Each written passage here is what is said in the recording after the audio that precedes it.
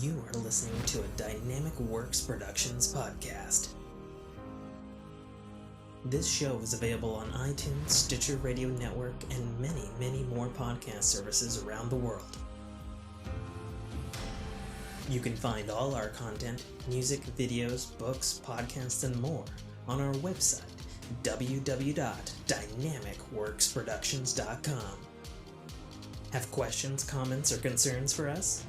Head on over to the social tab on www.dynamicworksproductions.com if you'd like to talk to us. Now, on with the show.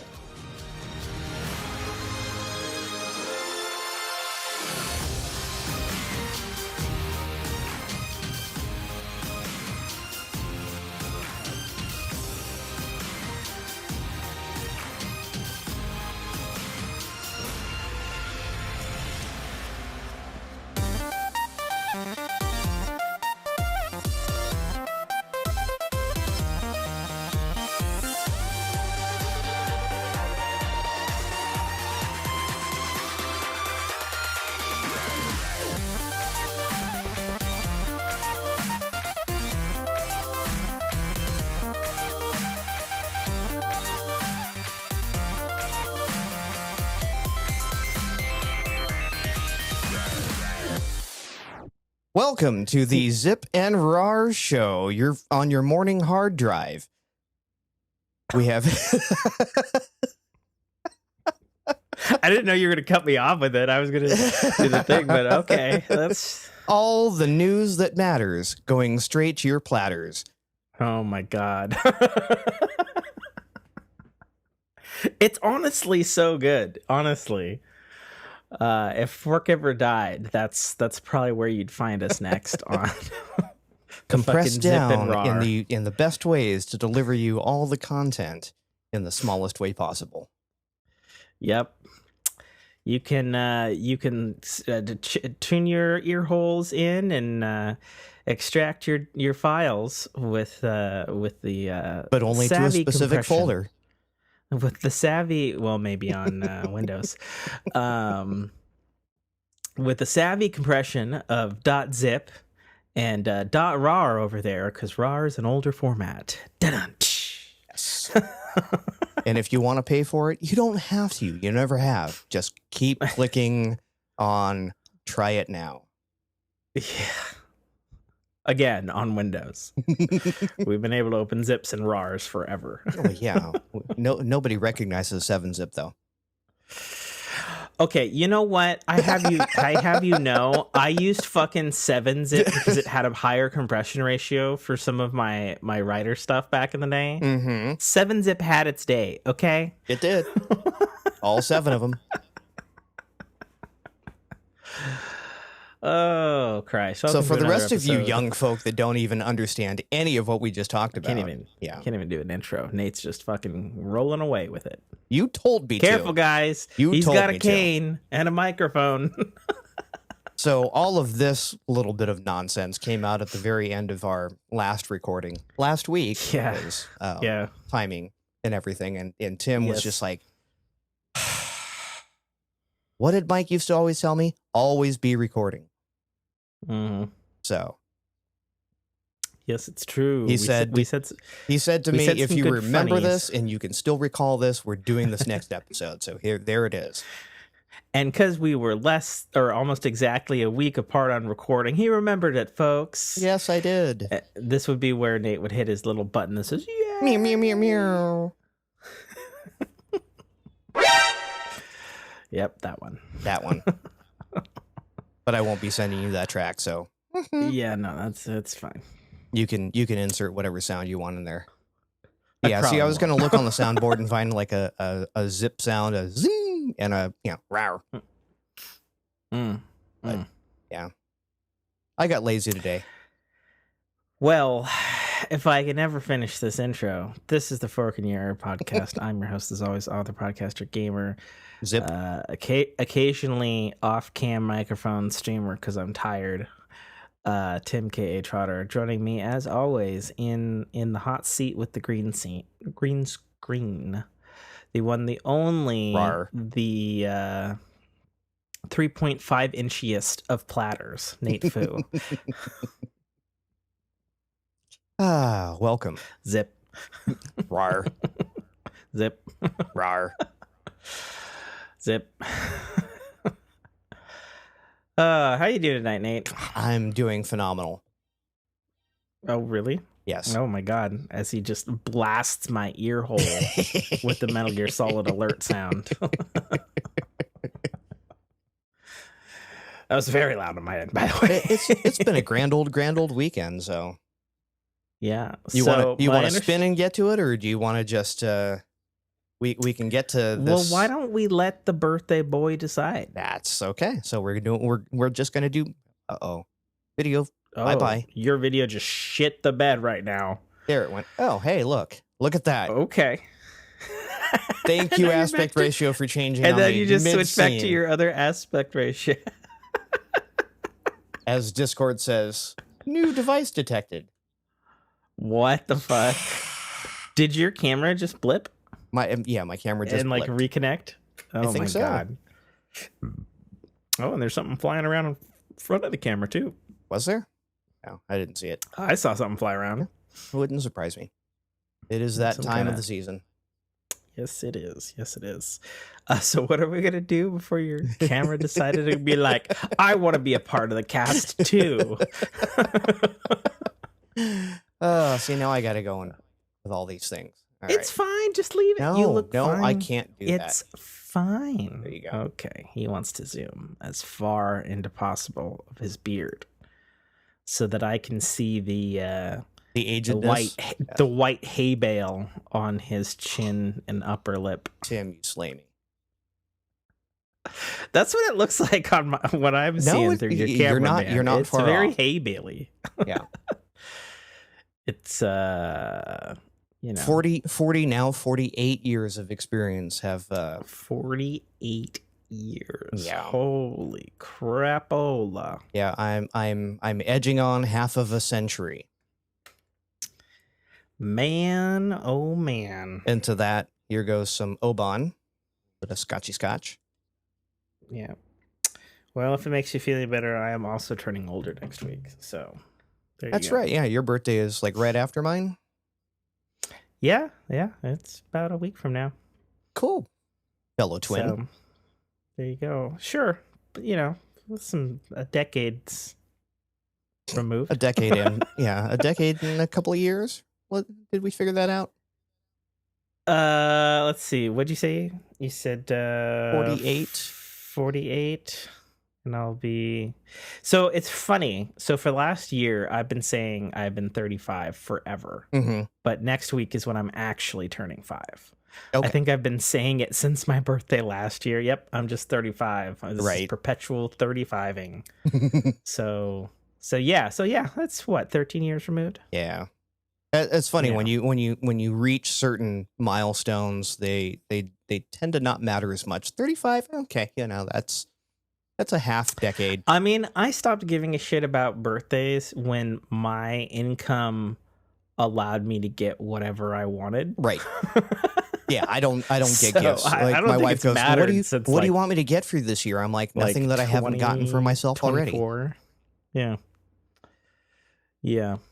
For sure. So yeah, she decided to, with the help of my neighbor next door here, found a local shopping, and he's like, there's a real good deal on baby back ribs. And I'm like, well, Nice. hell, if you're there again, pick me up a half rack of baby backs. Hell yeah. So he did, and I he do passed. love baby back ribs. Yep, That's one of he my did favorite so, things. and he passed them off to my wife, and she Nice. searched up a concoction for a nice dry rub. Nice. Yep. Nice. I So- do like a good dry rub myself. Yep. Fantastic. And then we had Fantastic. we popped a bottle of one of our local winery Tannats, Mm-hmm. and it paired very well. So mashed potatoes, some Nice. peas, some half a back of baby wraps, so half a rack of baby backs. You didn't even. Yeah. Yes, I did. I did that, and I did that for You the got comedic to effect. half, and then Yeah. it went to hell from there. Oh my goodness.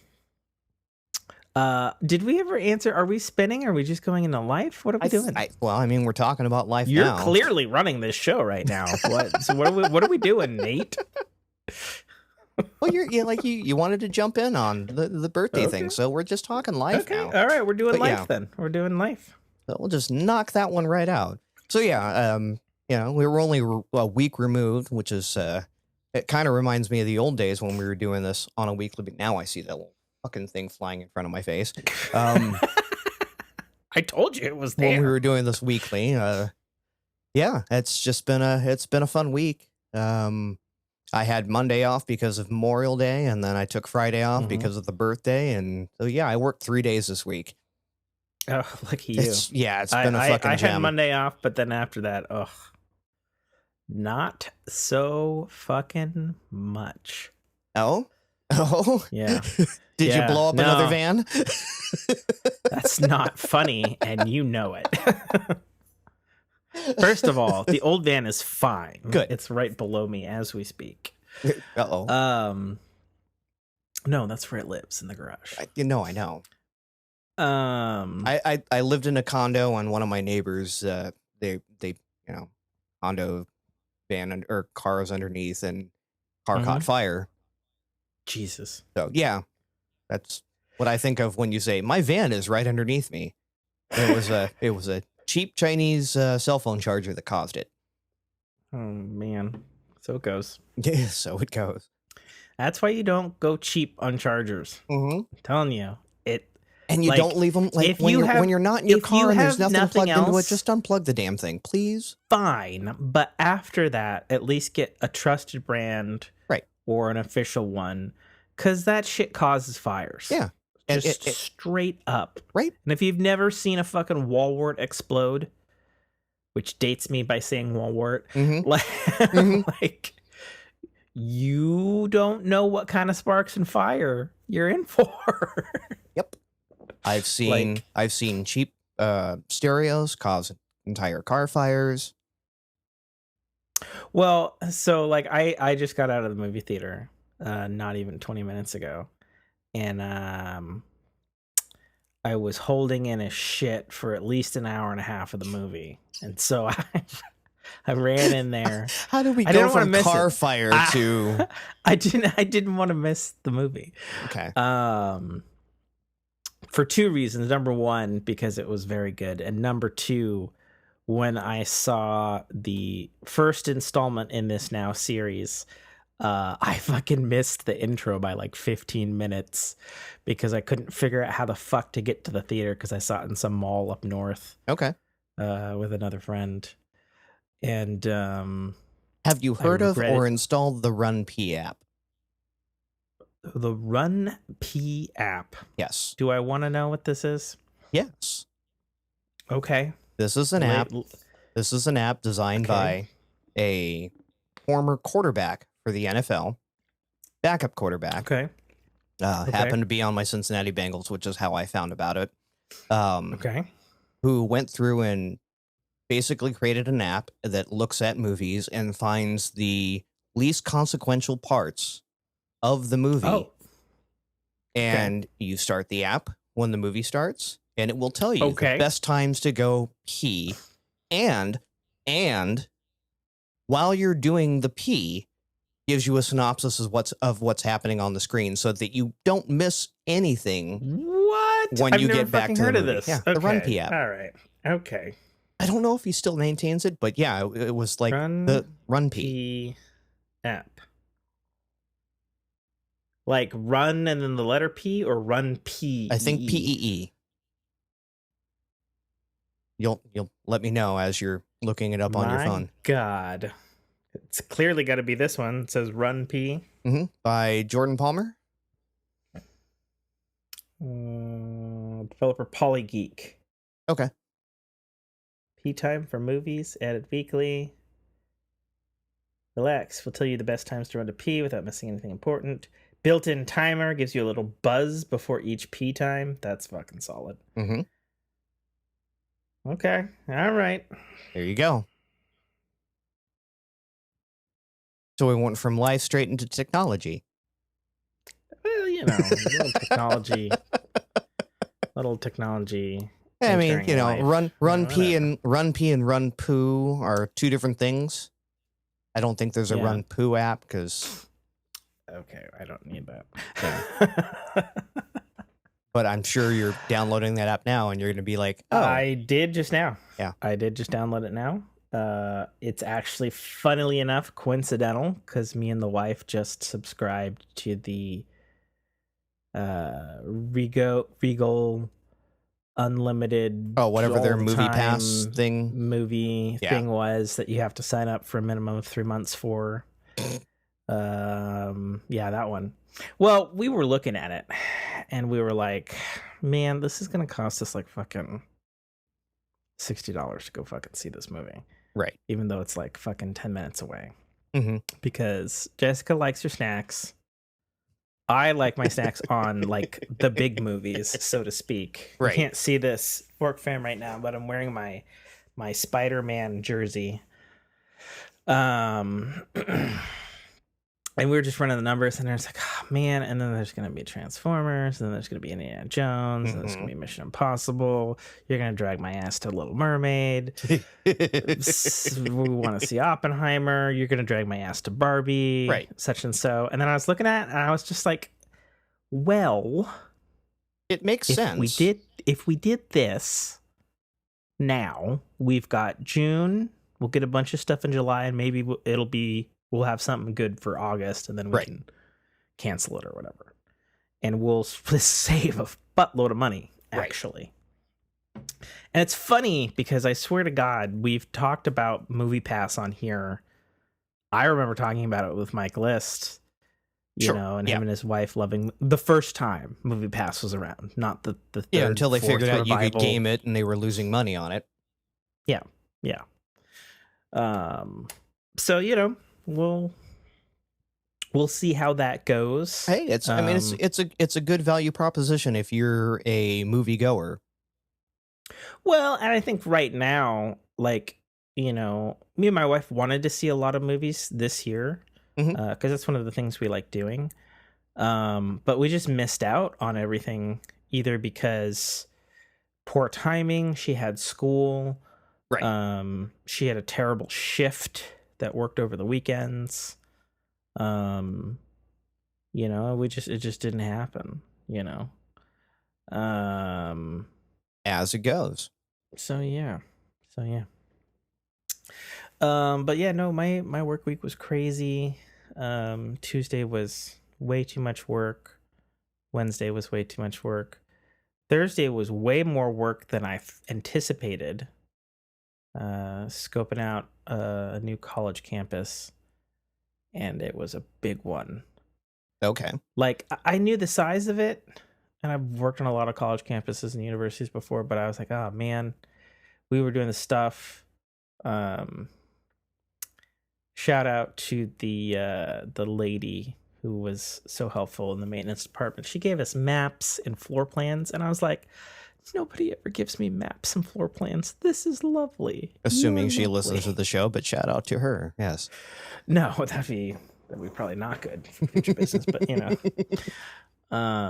That's why I'm not naming any names or colleges. But no, it just happened to be like we were doing an inspection and stuff to scope out for new work, and there's a lot of buildings. There's a lot of doors.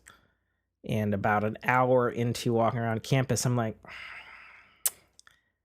I fucking put on the shitty socks that day that had the holes in it. So it was just fucking, it was pad to boot. Oof. For 7.5 hours of walking around that campus. So you're a little blistery by the end of the day, huh? Nah, you know, I thought I would be. I think my skin just managed to hold out just enough because I went immediately. As soon as I got home, I was like straight to the tub. Right. I was like, all right, we're doing a long soak, bath salts and whatnots. So I think I salvaged it by Good. that. Yeah, but treat yourself. Yeah, well, you know. the older you get, the more little knickknacks and things you got to do to Oh, don't even start with me. keep the fucking car on the road. With this silver haystack on my chin here. Let me tell you, Yeah. I decided to go out today and bowl 4 games of bowling. Oh shit! Yeah, with So let a me buddy get of this mine, straight. and Of my limited knowledge of your time within the last 48 hours, you had a birthday, which sounded to me on the limited information that you had a lot of libations. I actually and then- did not. I was really? well, I Okay. did, but they were well paced. And funny story, driving home from said birthday party, Mm-hmm. I have my 2 children and my sister-in-law's, my niece, basically, in the back of the car. Okay. So we get in the car, and my wife is like, "It's funny that you're driving when I've only had 1 glass of wine." And I looked at her and I said, "Do you think I'm drunk or something?" And she goes, "Well, you've had more than me." Many, many years ago, my father, as a gag gift, got me this little pocket breathalyzer thing. Does it work?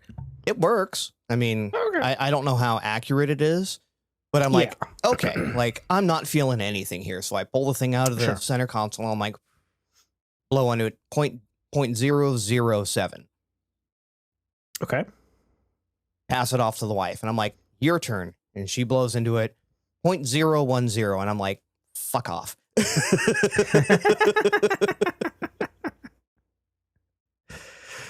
Okay. So yeah, fair enough. I gamed responsibly. Okay. And it was Fair- funny fair because enough. to be honest and truthful, I haven't been on my best behavior when it comes to drinking lately, just due to stress and mental issues, and Sure. with my past history and genetics, my wife has been very, very, very, very concerned about the levels of which I've been imbibing. So yeah, Fair like enough. I got over to the house and I'm like, I'm gonna pour me my buddy that I went bowling with today got me a bottle of Oban 14, what I'm having Okay. right now. Okay. So I brought the bottle over and I'm like, I'm gonna have a glass of scotch. And she goes, can you please just like not right before dinner when we're gonna open the bottle of wine? I'm like, just want to enjoy a bottle, or not a bottle, a glass of scotch. Yeah, bottle of scotch, I understand. Like, I just want to drink this whole bottle right now before we have dinner. But so yeah, I had a couple of beers, came over, had a smaller than this glass now, glass of scotch, and then I had some wine. But again, it was paced out through the entire night. So it was very funny when she tried to call me to the mat on it, and the breathalyzer said, "This is not true." She got Maury Povich, or whatever that or was it Jerry Springer? I think it's Maury Povich that does the both. Yeah. Okay. I mean, they both do the same fucking Probably. thing? Weren't they both the same fucking thing? And there's the thing: our younger audience will be like, "Who's Jerry Springer? Who's Maury Povich?"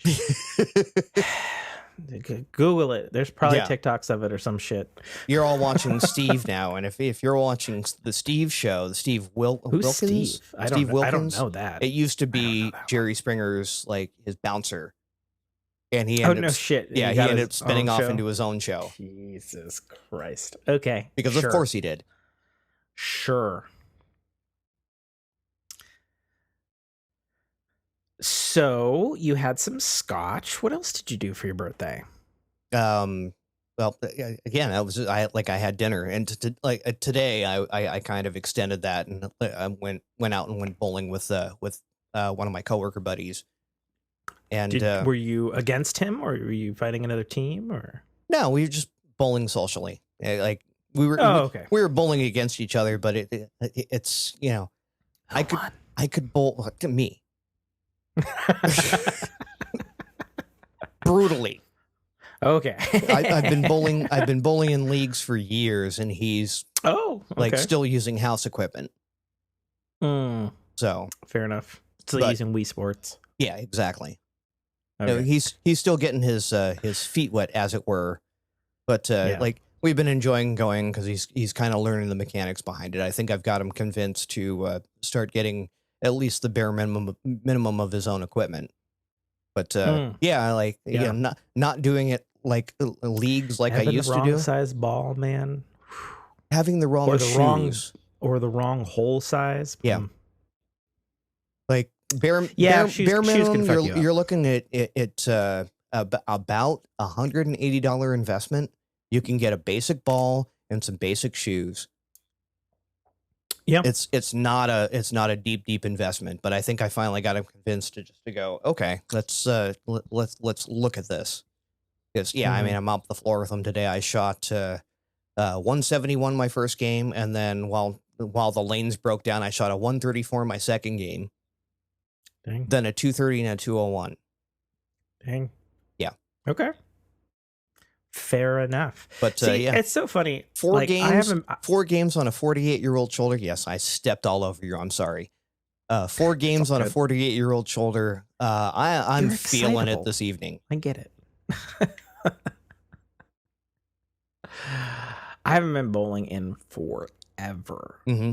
Like, I haven't been bowling in so long. There's a bowling alley that's even closer to my house than the one that's like 3 towns away now. There's one in my town now. And we just haven't been. And it's funny because it's one of those things that, like, me and the wife bring up a lot about as, like, couple activities. Is like, you know, like, I bring her mini golf all the time because I like mini golf. Right. You know, and, like, bumper cars and all that sort of shit.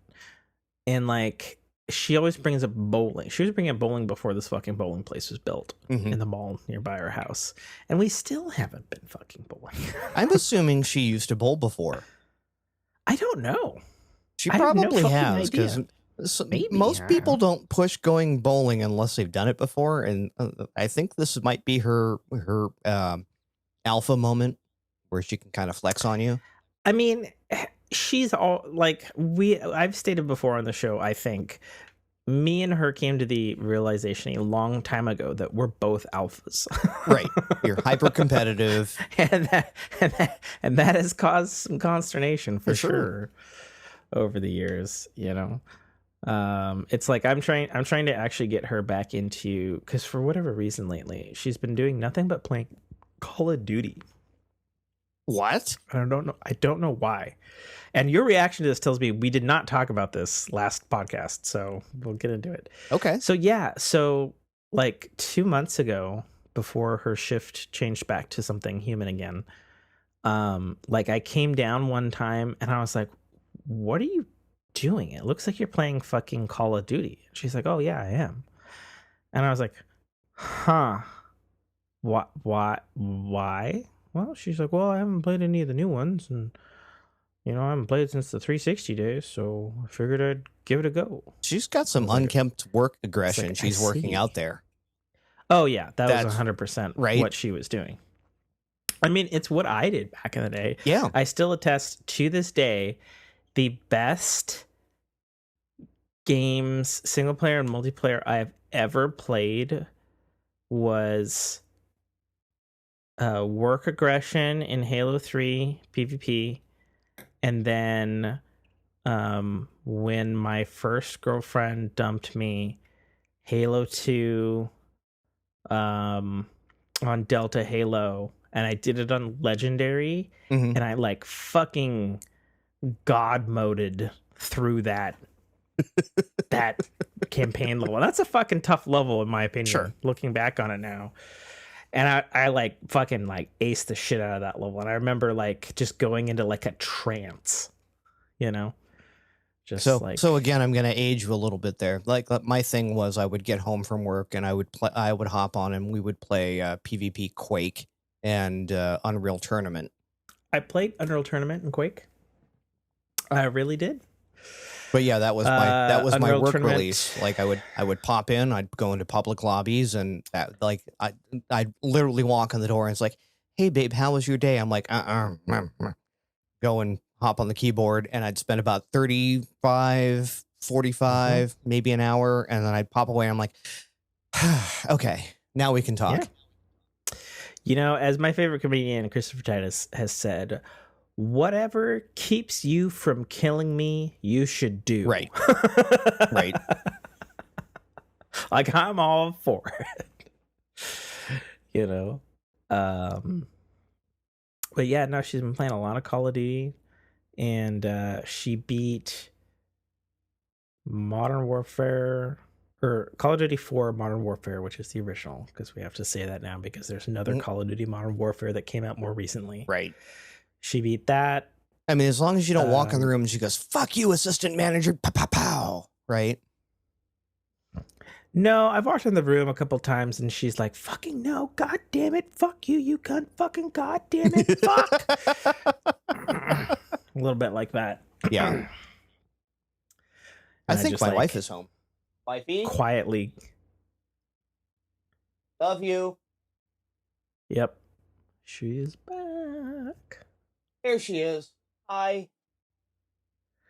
Hi, Nate Foo wife.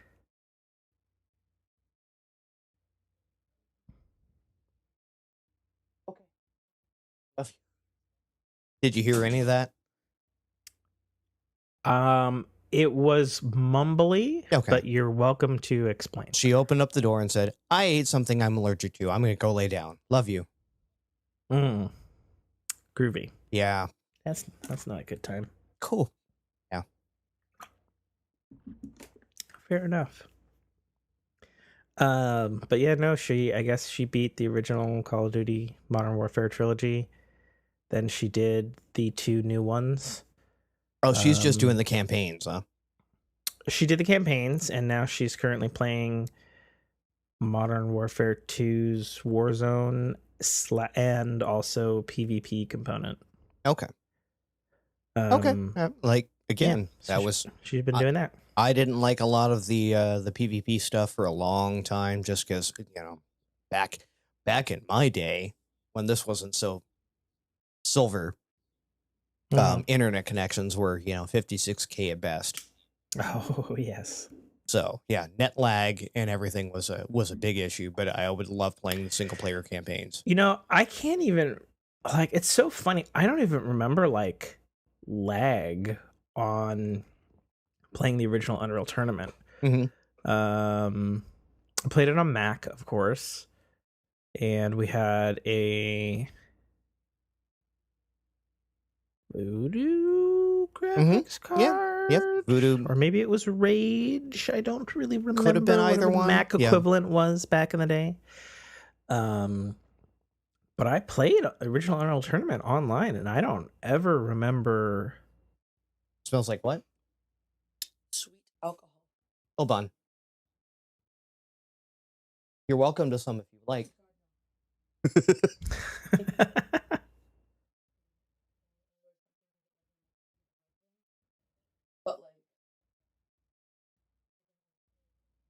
Yeah, they might have sprinkled pesto on it. Okay. What's she allergic to? Okay. Go lay down.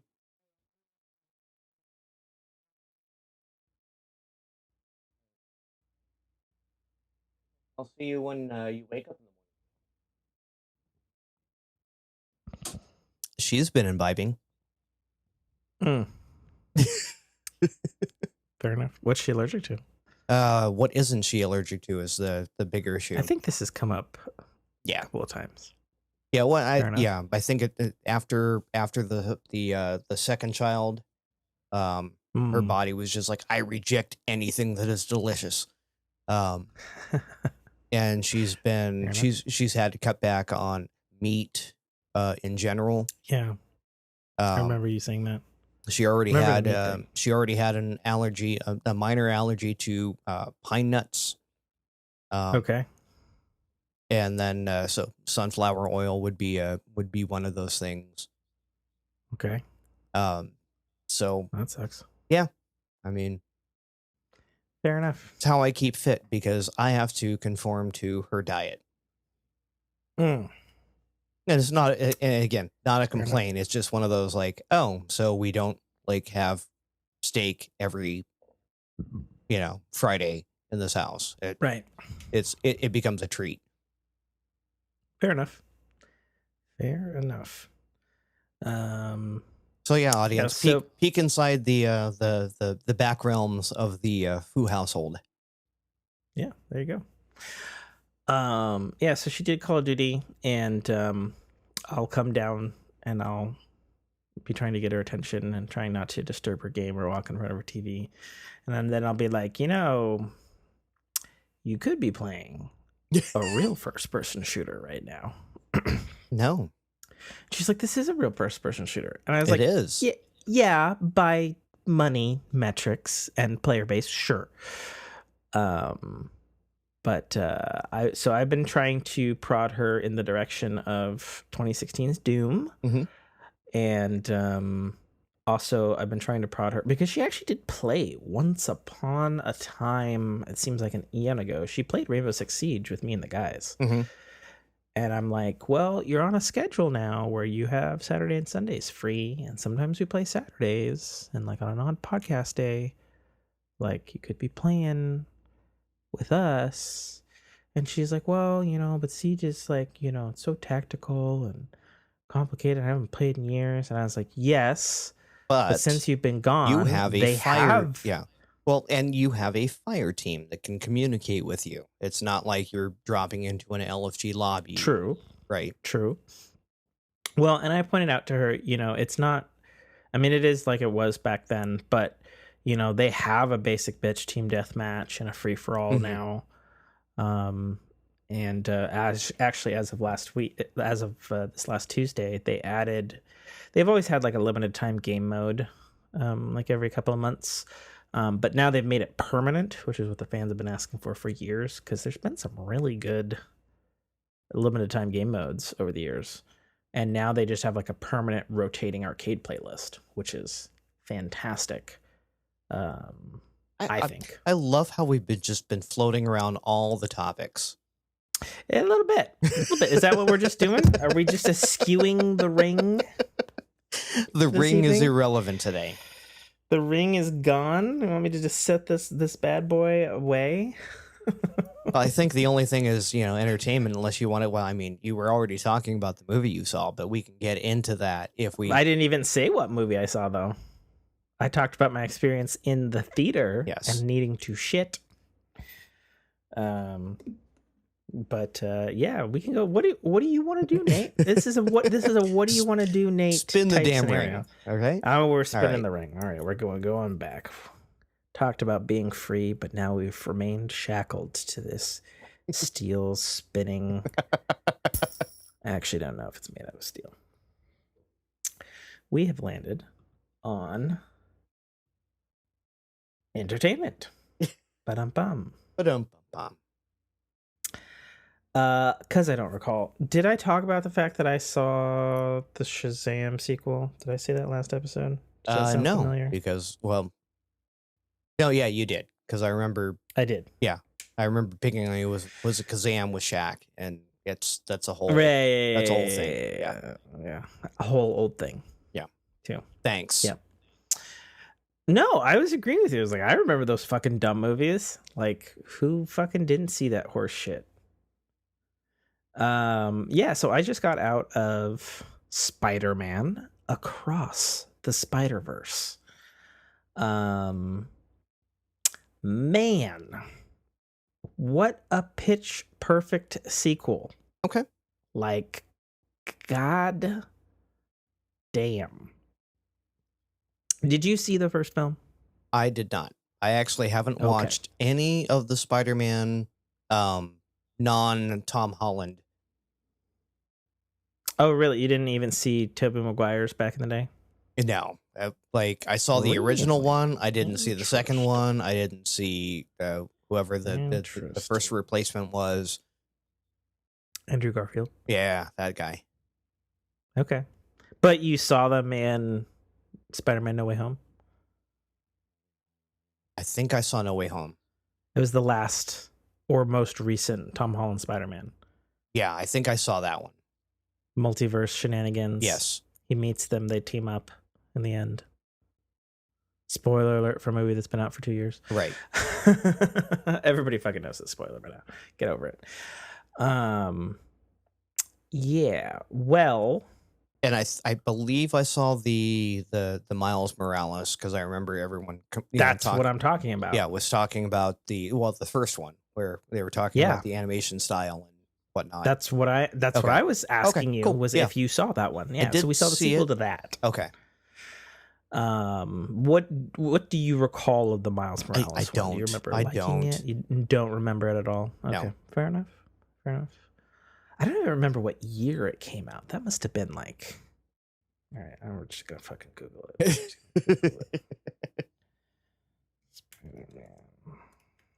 Yeah, it's Tim Google's and it's 2018.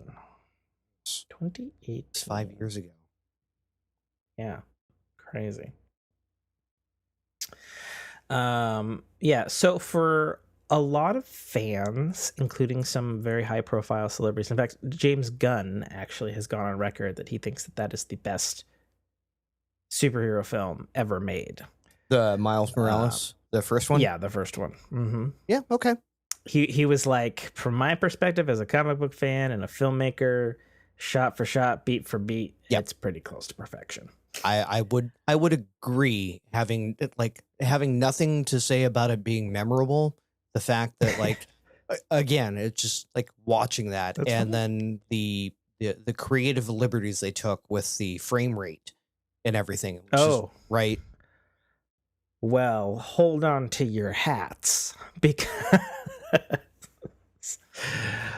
man, do they up that animation ante. Like, good. It was funny, like going into backtracking this year, going into Super Mario Brothers movie. Mm-hmm. I think as a full CGI film, it's remarkable in that it's like, man, you guys didn't have to do that much extra. Like, this is a fucking Mario movie, but you guys went right whole fucking ray traced realistic skin fog fucking, looks ridiculous. And obviously the first Miles Morales film started the entire trend now that's happening with animation studios, where technically the movie is full CGI, but there's this hand-drawn animation plus like cell shadedness to everything. I'll give you that. I would disagree, because the game 13 way back in the day did this to a T. I mean, there's a lot of cell shaded games. Yeah. In fact, Legend of Zelda Wind Waker is famously one of them. Yeah. But yeah, the first Into the Spider-Verse film, Spider-Man, Into the Spider-Verse was what it was called. It kind of started this trend of, CGI can be more than Toy Story and Shrek. Right. You can do you can manipulate things. Yeah. Yeah, and like you said, it took creative liberties with the frame rate as well, which I think I said earlier this year, things like the new Puss in Boots have like aped and been like, oh, it's a stylized. Right. Or a more stylized, I guess, type of CGI animation. I remember keeping that in mind when I watched it. I was like, oh, that's what you're talking about. Yes. Yeah. They go even more ham in this one. Like there's a fight in the opening sequence with like a Da Vinci style, like hand-drawn animatic thing. And again, it's like, one of the things I appreciated about the Into the Spider-Verse was the juxtaposition of those frame rates. Like, Miles was animated in 24 frames per second, but the rest of the environment around him was not. Mm-hmm. Yeah. So they do that now with different... I mean, you saw it a little bit in the first film where he had, for example, there was like the noir Spider-Man in the first film voiced by Nicolas Cage, where he was black and white and he didn't understand color. And then there was Spider-Ham, the like kind of like Looney Tunes version of Spider-Man. So they do that now with, I couldn't even fucking tell you, hundreds of thousands of Spider-Mans. Okay. Without being Like, spoilery for a movie that... I mean, I couldn't even tell you. There were so many in Sure. almost every scene. I just like looking at like corner of my eyes like a fucking crazy Easter egg. like Where's watching Ready Waldo? Player One. A little bit. Yeah. A little bit. Like there was some big ones. But yeah, it's bonkers. Like you go to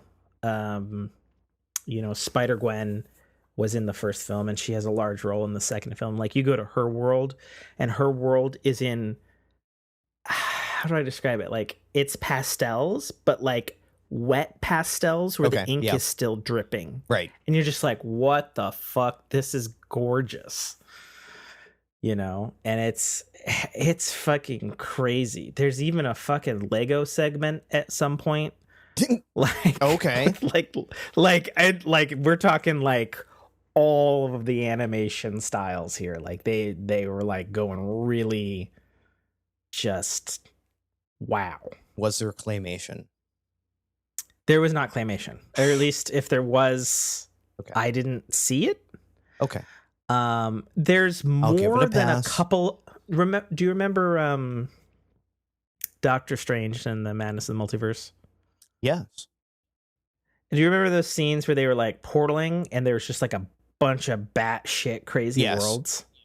There's like 6 of those exact kind of. They're going to a different thing and there's all kinds of shit happening and you're just like every like 3 seconds you're like, oh shit. Okay. Like we even visit the original fucking, what was it, the 68 Spider-Man animation for a split second. Okay. Like we go that the unitard era.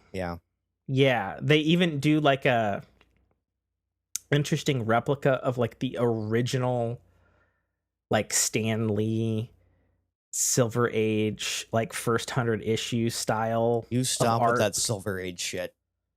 That's what it's called. Okay, don't fucking look at. That's what it was called. Okay, all right.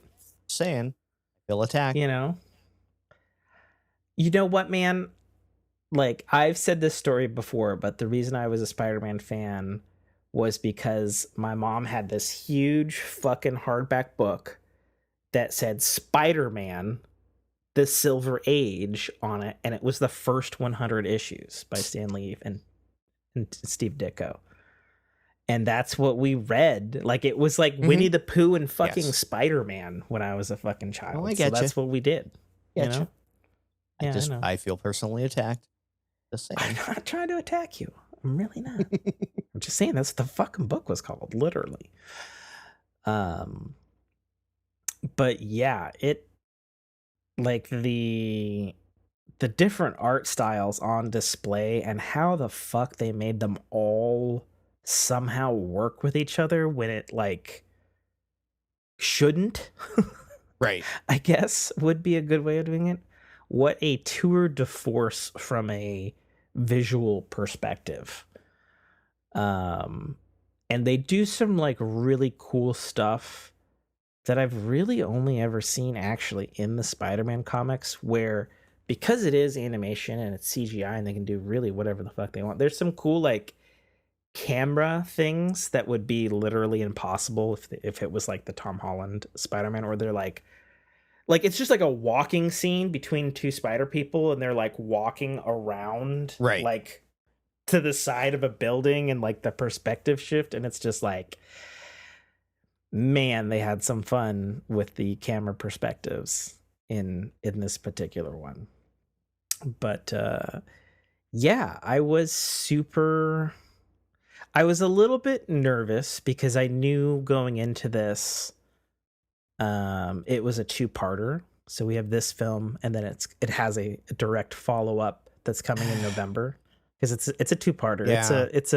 It's an Infinity War Endgame type of situation. Which is funny because it was originally billed that way as Across the Spider-Verse Part 1 and Part 2, and then they changed it to just Across the Spider-Verse, and now the new one's called Beyond the Spider-Verse that's coming out in November. I'm personally glad we don't have to wait that long between installments in comparison to like Infinity War and Endgame. That was a full ass fucking year and that was painful. So that's cool. But yeah, the crowd, it was another one of those films. I know it did just come out on Thursday, so it is opening weekend, but it was another one of those films that like had a nice, really electric audience, you know, people laughing with all the jokes, Right. You know, super nerds in the back freaking out and pointing, oh my God, that's, you know, such and so Spider-Man from a particular comic or a particular animated series or whatever, you know, to like when the credits inevitably rolled at its cliffhanger. I don't feel like that's a spoiler since it's a two-parter. Right. People were like, "Oh my God, come on!" But then immediately, woo, and like right into clapping. I was like, "Okay, interesting audience reaction. That's pretty cool." You know, yeah, it was just a really solid film, and like I said earlier, like about probably halfway through the film, I had like a poop shit thing building up, and I was like, it's so good, I don't want to go, I'm just gonna force it inside me and hold it until the credits roll because I'm not missing this, which is what I did. I caused myself physical pain, but it was worth it. Okay. Super good. Particular shout out to, holy fuck, the music in this, fantastic. I thought the music was really good in the first film, but like it keeps, I don't know how else to describe it other than it had an air of like really smooth orchestration, but then like swapping genres as we're like changing worlds, but still like playing the same theme. So like switching the instrumentation out as we like went to different worlds. Okay. There's a particular section that I was like, oh my God, this is so good. This dude needs to do the next Tron film. Like it was super Tron-y, and I was like, I am fucking here for it. Let's fucking go. Yeah, it was great. What are you texting me? I didn't text you anything. You're doing a thing, taking screenshots of me. Yeah, at least I didn't do the poop face. I guess, sure. Yeah, it was really good. My wife was particularly pleased with the large showing of Hispanic culture and influence that is actually inherent to Miles Morales because he's half black, half Puerto Rican. Right. And it was kind of glossed over in the first film, apart from the mom and like one scene of yelling at him in Spanish. There was a lot more of that heritage, which always pleases my wife because she's Hispanic, and that was a particular thing that she knew about the character, like, and then glossed over. It's something we kind of avoid talking about on the podcast because of the nature of that, but you know, it's nice to see that kind of inclusion not ham-fisted in, like it's not token. Yeah. Right. Yeah. I mean, you know, in the first film, there's like a couple of scenes, and like this has like a lot. Like, let me put it this way: like, if the first film had more of a focus on Miles and his father, which I think it did, this has more of a focus on Miles and his mom. Right. And what that relationship means within the context of the story. But it's natural. Yeah. Yeah. Yeah. Yeah. That's the point. Yeah. Well, and I thought it was interesting because in the first film, it's the same actress. It's the gal. Did you ever watch the show Dexter? No. Oh, okay. Never mind. Well, for other listeners out there, the gal who plays Miles Morales' mom is the one who played the chief of police, Maria LaGuerta. I don't remember the actress's name. Sorry. But she's Puerto Rican, so very much has all of that in her. But yeah, there's a nice performance from her, really nice and motherly, and having, been the old white boy, married Hispanic, and, into the in-laws Hispanic side of the family and all that sort of stuff. Like, I feel saturated in a way with a culture where some of that hit a little deeper for me now. Sure. Than it would have, many, many years ago. So I thought that was nice as well. And huge shout out to the villain choice for this one. In the first movie, it was Kingpin. In this one, as you can see in the trailers, it's the Spot. And if you're thinking to yourself, who in the fuck is the Spot? And not the guy from the 7-Up video game? No. I played that video game back in the day. Oh, that and the Noid video game. Yeah. I did not play the Noid video game. I did play the Spot. I played the 2 Chester Cheetah video games and the Spot video game for whatever fucking obscene reason. Because gratuitous branding. Well, 90s. Yeah. Yeah, it was a really, really strong movie. I really can't think of anything that hit wrong, felt like a weird shoe-in, or like... Right. That's good. And it, like that makes me happy, because again, a lot of people have complained about, movies just like leaning on finger quotes wokeness. Yeah, I mean, right? I didn't. If anything, and following through from the first film, which had a decent amount of police stuff, there's a decent amount of police stuff in this one as well, since Miles's dad is a cop. Right. There's actually more than that, but I'm not going to get into that for spoiler reasons. Sure. But it's handled from the perspective of character arcs first, Good. And I think that also goes for all of the Spider-Man cameos. Spider-Man, which, like I don't know how else to say it. Spider-Mans and Spider-Women's. Spider persons, and sometimes spider cars, and cats, and there's a horse in there at some point, and Spider Pig. Wrong movie. But I get that reference. Yes. Yeah, it was really good. I can't think of anything. And as a diehard Spider-Man, there wasn't anything in there that was like, oh, that's not how it should go. Wasn't anything that rubbed me the wrong way. Like, I just had, I think I cried 3 times during the film. Got a little emotional, perhaps more than I should have. It just hit.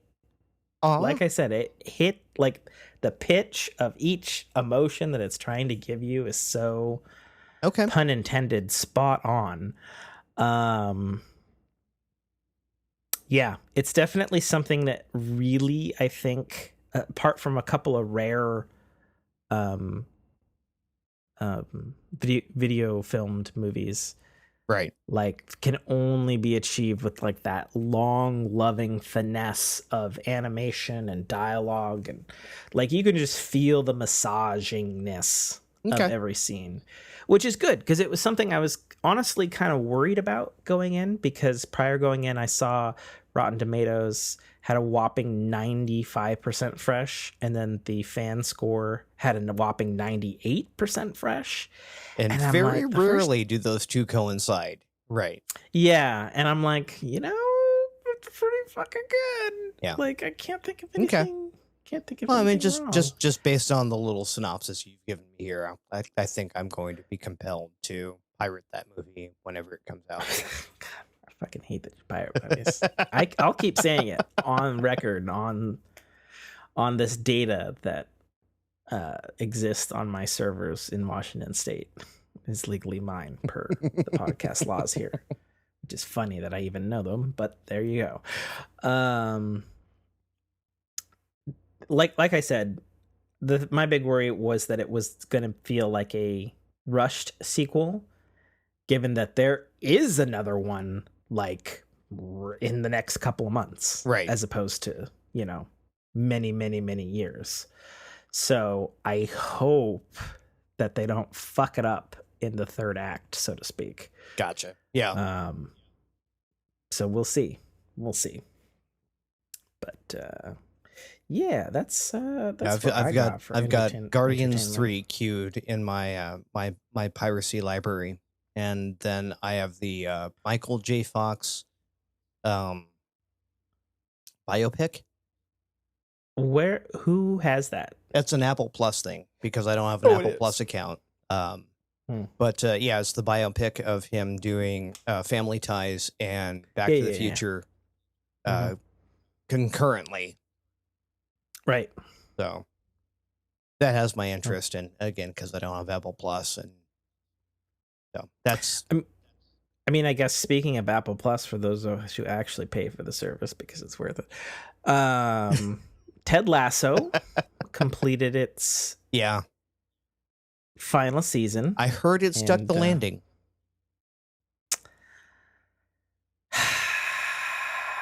So, I mean, here's the thing on the final episode of Ted Lasso. Did it stick the landing like Mandalorian did? Which season? Well, the last one. The one that I didn't think stuck the landing? Yeah. No. Okay. Here's what I'll say about the final episode of Ted Lasso. I cried. I felt all the emotions. My 3 big caveats is 2 major plot lines were left up in the fucking air. Okay. As to its resolution. And the door is left open for the show to be revisited in either a sequel series in the future or a movie or whatever. But and maybe that's why. It's officially done as of this point? No. So it's complicated. Okay. So I've seen at this point 2 podcasts with Jason Sudeikis, executive producer, co-creator, and of course plays the lead character Ted Lasso. You've seen the show at this point, right? Yes. Okay. I've seen the first 2 seasons. I've watched good enough. You know what it is, for sure. He stated, they had always had this ending in mind for the character arcs, and they were like, when we started, it was like nobody was paying any attention to the show, and then it blew up.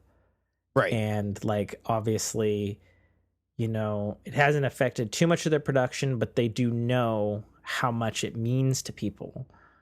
But he also said on several podcasts, basically, if we do more, we would need new story reasons and arcs for the characters to make it worthwhile. And so that we weren't doing it just to do it. Sure. And then he brought up, a similar thing of, a lot of shows, are really good in the beginning. And then after a certain point or many seasons in, they get weaker and then they get crap. They're like, we came in, we ended on our own terms. Right. He was basically just like, this whole thing came about because him and his buddy Brendan Hunt, who plays Coach Beard in the show, were fucking around in the pool one time. Then they're like, hey, remember that skit you did for NBC? What if we did a whole fucking show about it? Right. They're like, oh, well, maybe. And now they did that. And he's like, and then and one of the podcast guys was straight up like, I'm telling you right now, you need to continue this for the world because it makes people happy. Yeah, but again, if you start forcing time storylines. Yeah, and what Jason Sudeikis says was like, yeah, but he's like, I also feel like, you're talking to me about continuing something, and at the time of the podcast recording, it was right before the finale, and he's like, and we're still in the middle of the match, so to speak.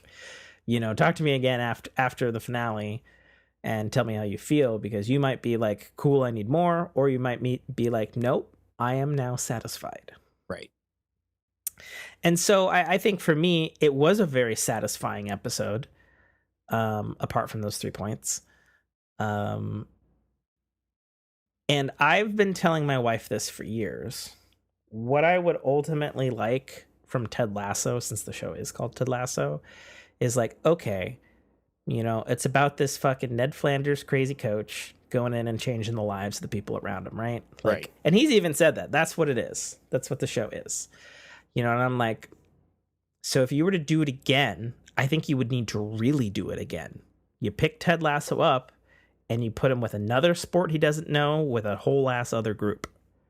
That's what I think you would do. This is just my personal 2 cents. If the show were to continue, I think that's what you would do. Because then you could basically have like a reset, but it's in the same format as what you fell in love with before. And if it maintained, you know, the same production and the same writers, I feel like there's no reason you couldn't make new characters to fall in love with. Right. And I would point out the show Shrinking on Apple TV Plus already is handled by some of the Ted Lasso people. Feels like Ted Lasso to a fucking T, except it's a totally different cast. So I'm like, I think you could do it again. Right. If you had these Ted Lasso folks. without Ted Lasso. Well, I don't even think you need to remove Ted Lasso from a future series. But he doesn't need to be there. Like he could almost I'm not cameo. saying that. Right. I'm saying I want Ted Lasso there, but I'm saying just pick that character up and that actor and you put him into a new situation. You know, you have him do fucking hockey in Canada or fucking cricket, or, you know, there's curling. Plenty of fucking sports out there.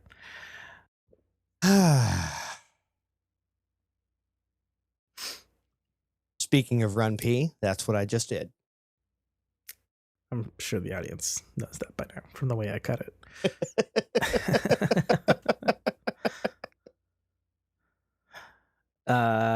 All right. Do we have more to talk about on entertainment? Did you see anything interesting this week? No, like again, I'm queuing into my pirated stuff. I'm looking forward to in 2 weeks, just under 2 weeks at this point, the return of Strange New Worlds. Returning June 15th. 16th, I thought. 15th. Okay. Cool. Been watching it, watching for it adamantly. Yeah, I've seen stuff. I'm just I saw the latest trailer showed a little bit of their live action crossover. I'm with not watching any trailers. I don't want to be spoiled by anything. So I only know this. I knew this from Comic-Con from last year. Okay. But you didn't watch Lower Decks, did you? No. Oh, you probably should now. Okay. Because they're doing a crossover. Okay. Nice. Both live action and animated. Okay.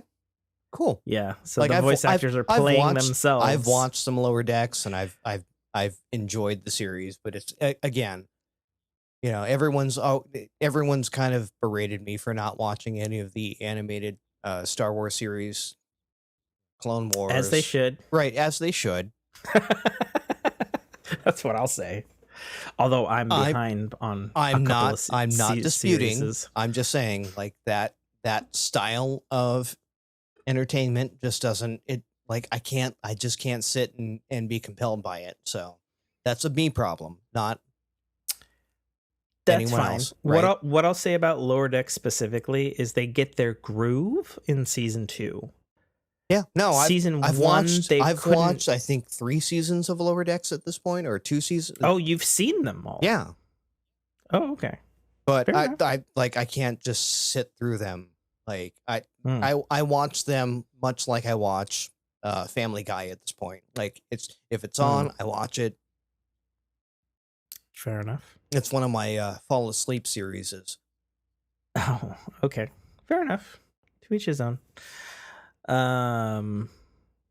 Yeah, next week, for the rom-com people out there, is the final season of Never Have I Ever, coming out next Friday. Me and my wife are Rom-com? Yeah, it's a rom-com okay. TV series. It's 4th, 5th season, something like that. Did you ever get through True Blood? I think we're still on season 7. Okay. We haven't done a lot of watching in the last 3 weeks because the wife being on the old shitty schedule and then switching to her new schedule, and then she's got finals on Monday. Okay, just like because later in that series, it becomes very rom-com as well. I mean, it always kind of was, to be honest. Mm-hmm. But yeah, season 7's pretty late because there's only one more season to go. Okay, so looking forward to Never Have I Ever. Final season on Netflix. I'm looking forward to the new season of The Witcher, even though I'm going to be watching it sad, given that it is the last we will see of Henry Cavill before he mysteriously turns into fucking Liam Hemsworth in the 4th season. Just still not that Liam's so bad, utterly but fucking bizarre. Sure. I mean, we'll see. I don't know. You never know. You never know with actors. Nobody. It'd be different if it was going from. It would be different if it was going from like Henry Cavill to like Jim Carrey. I mean, yeah, that's super different. But right. I don't know. I think the difference is Henry Cavill looks like the Witcher. He's a Witcher super fucking nerd. Mm-hmm.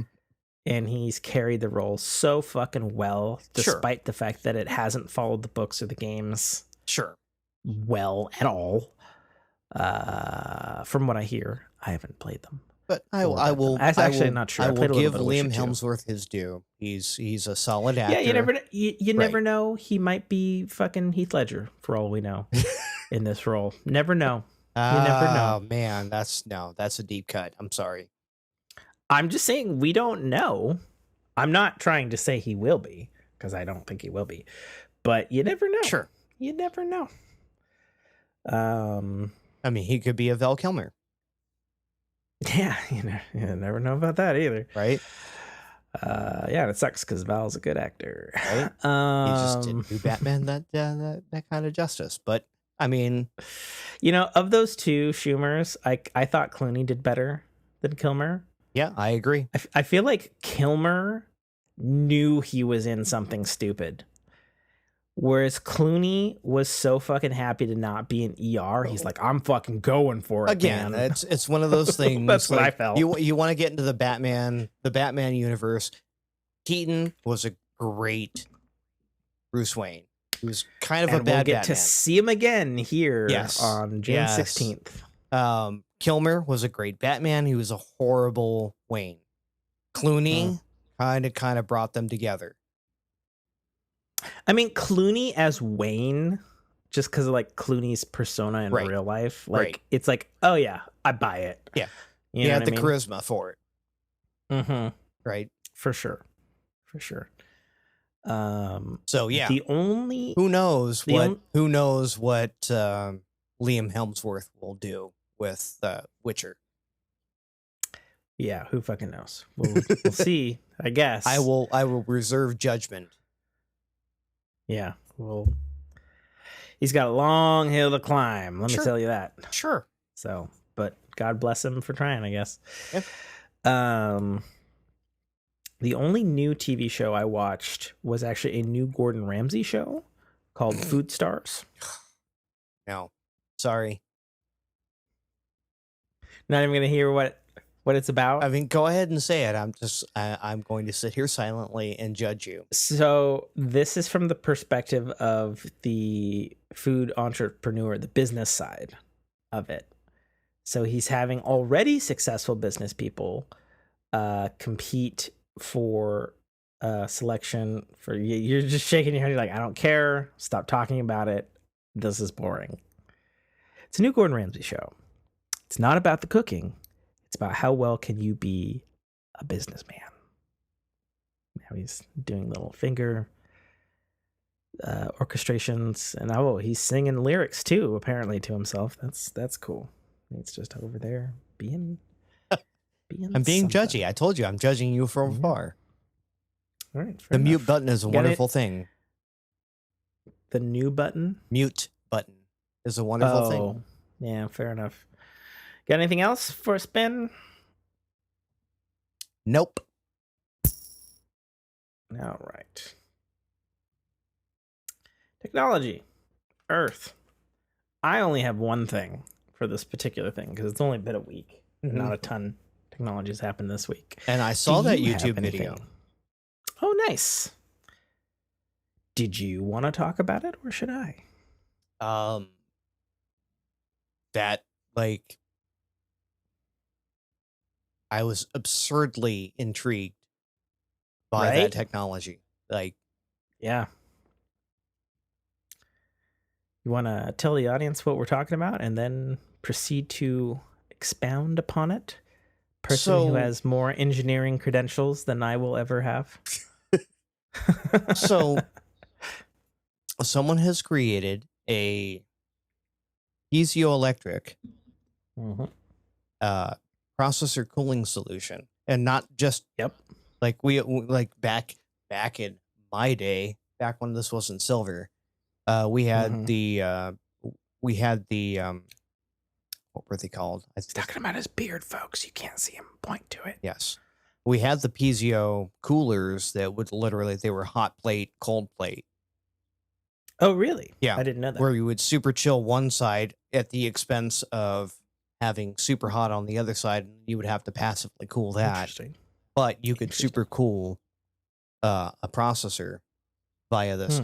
And this was kind of a different take on that. They were using what was it? Sonic flippers, for lack of a better term. I mean, that's what a piezoelectric thing does. Right. Is it oscillates. But they were doing it on a microscopic scale, for starters. 8 millimeter.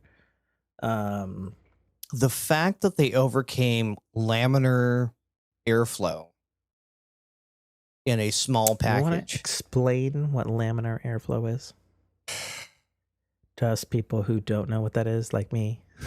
Okay. You watched the video, right? Hat on. I did. Okay. Twice. You still not understand laminar airflow? Is it just like the normal airflow of like sucking air in and blowing it out? Is that what that? No, you're laughing at me. I'm wrong, apparently. At a certain point, when you have enough volume of air flowing across the surface, there is a kind of a skin that is created over that surface that you just start blowing it through. And because of turbulence, you end up with a kind of a dead space. Okay. And that is your laminar airflow. The fact that they found a way to minimize that and actually get all the air flowing across the cooling surface is that's a technical marvel. Like, you probably watch that and you're like, oh, hey, that's cool. They can cool it better than other things. And when I saw that they actually overcame laminar airflow, I was like, oh, that's some science shit. Well, so the parts that I gravitated to were the oscillating at the CPU frequencies, right? The piezoelectric part, the fact that it's 8 millimeters. They're using copper on one side of the device. I mean, the copper was a given, and I guess we didn't really say. So to back all this up, it's called what's it called? Fuck, I forget the name. Oh, the name of the actual company doing it? Yes. Oof. I forget the name as well. Perhaps Nate will click on it while I spin. But basically, it's the size of a credit card. It's 8 millimeters. And they can move a substantial, not an inconsequential amount of air. An absurd amount. Yeah, an absurd amount of air, in all honesty. Because what was the rating in the video? He said it was a weird measurement, I thought, for airflow. It was something like, it was like 25 CFM kilometers of air or something like that. It was I thought it was a weird way to measure stuff, because usually air speed is measured in knots. No, And they so I were was like, they were what? measuring it in cubic feet per minute, and it's FRORE, FRORE systems. Oh, is the people who make it? Yeah. Yeah, and so basically this device was used, and for reference, we're talking about a Linus Tech Tips video that dropped earlier this week, so Right. you can check it out too.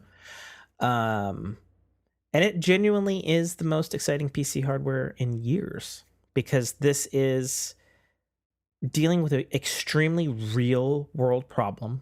Because, and I've been talking about this from years, from the chip side, from the nerd angle of that, Right. where it's like, okay, cool, we're going to get down to 2 nanometers. Yeah. They measured it at approximately that- 124 miles per hour. That's fucking crazy. Right. That's a lot of air. Yeah. Not just a little bit of air, a ton of air.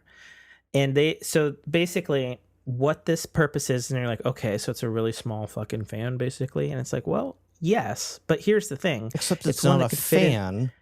It can fit into I'm saying basically. Yeah. I'm saying like a person who would not understand what we're talking about. Right. This is exciting because it doesn't have parts in it that could break, like a fan. Its airflow is crazy high, Mm-hmm. and it's 8 millimeters, so it's small enough that it could be put into your cell phone. Right. And that goes right into the thing that I've been talking about for years on Fork, where once we get down to 2 nanometers, which is coming, because we're at, what are we at, 3 nanometers right now? Yeah. With TSMC stuff. And once we get down to 2, that's it. Mm-hmm. Until somebody figures out how to break the laws of science again. Right. We will not be able to make anything Again, yeah, we're smaller than that. We have been bumping up against Moore's law. Yeah. So many times, and keep finding ways to just kind of like, we can avoid that for a minute. Yeah. And this is another one of those But it's gonna happen. technologies. Yeah, there's another one of these technologies that you can just go, okay, now you can take the capabilities of your 40 series GPUs, Mm-hmm. right, and potentially put them in mobile platforms, no. laptop platforms. What you could potentially do is you could take the 3 fucking fans and the heat sink out of them, right, so that they're not the size of a goddamn mini PC rig on its own. right, right. Hypothetically. And of course, these are designed around small package. But again, if you start doing this, obviously we've done a lot of tech, liquid cooling and heat pipe, and that heat pipe technology has been kind of backwards engineered back into the large scale platforms. Yep. Like, it's absurd what if this proves viable. It's absurd what we could do on a small scale and then reverse engineer it back into large scale. I'm talking like data centers. We're talking like the Blade servers that are doing all your cloud computing. Well, and then the biggest thing is they only use 1 watt of power. Right. So, well, 1 watt per unit, but still, you're looking at the cooling equivalent. Like, you look at what your current fans and heat sinks pull. Yep. Right.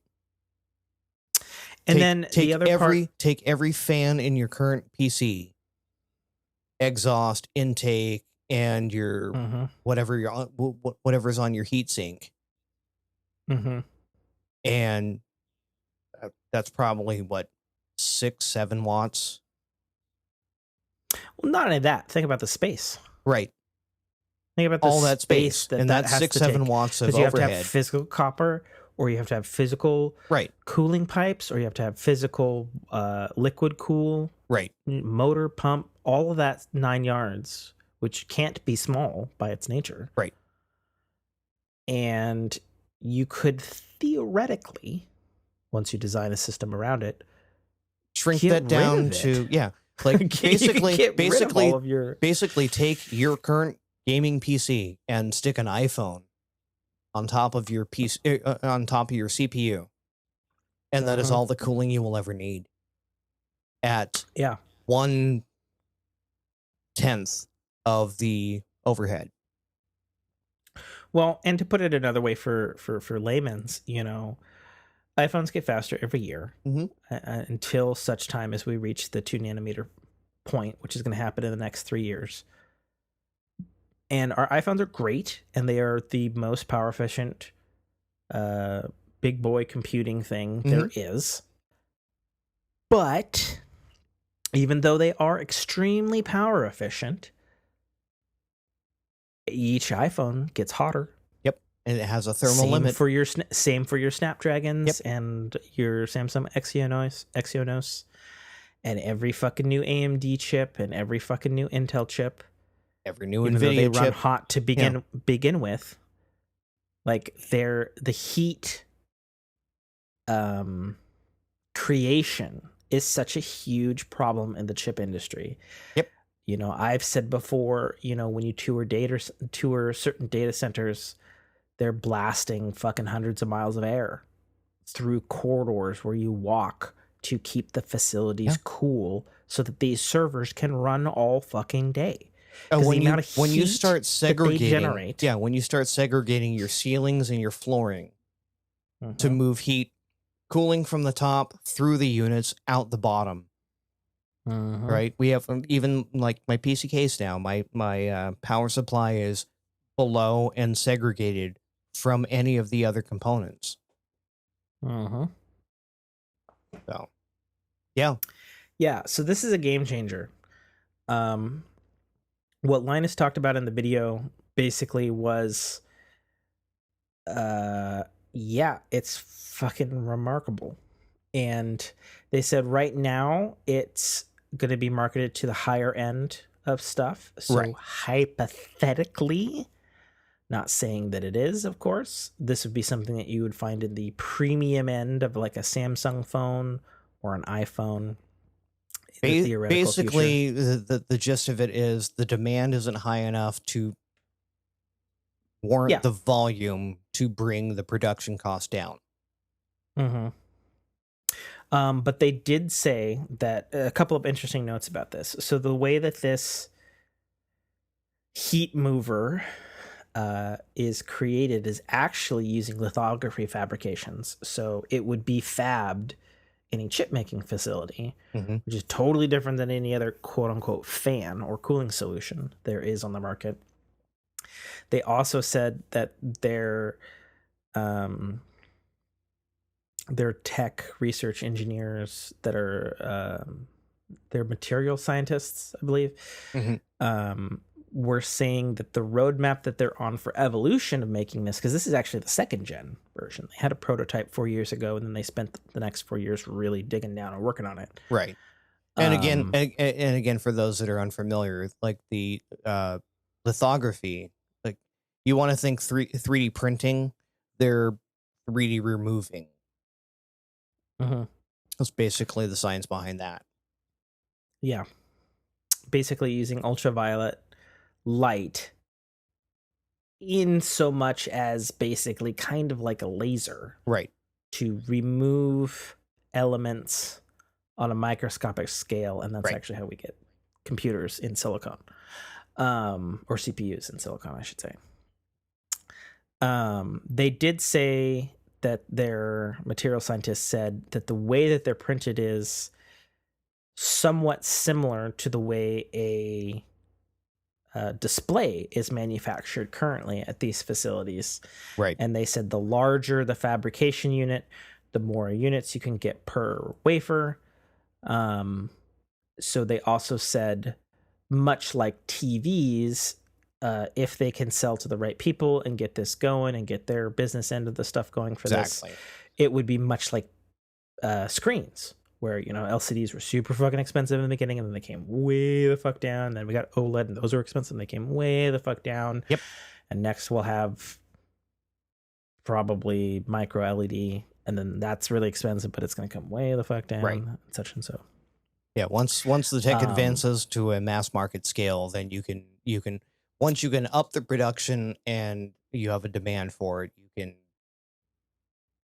can reconcile the costs.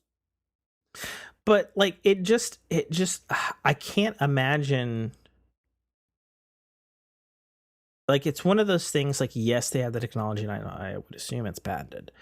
But it's one of those things that's so potentially revolutionary. I can't imagine Intel or Nvidia or Snapdragon or even Apple not looking at this and being like, how the fuck do we get in on that action? Right. And the fact that they're already had engineers. The fact that they're already at the trade show level.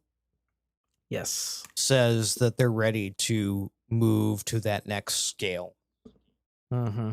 Right. They've gotten to a point where they can go, can you it's $1,000. Yeah. Like they've gotten to that point.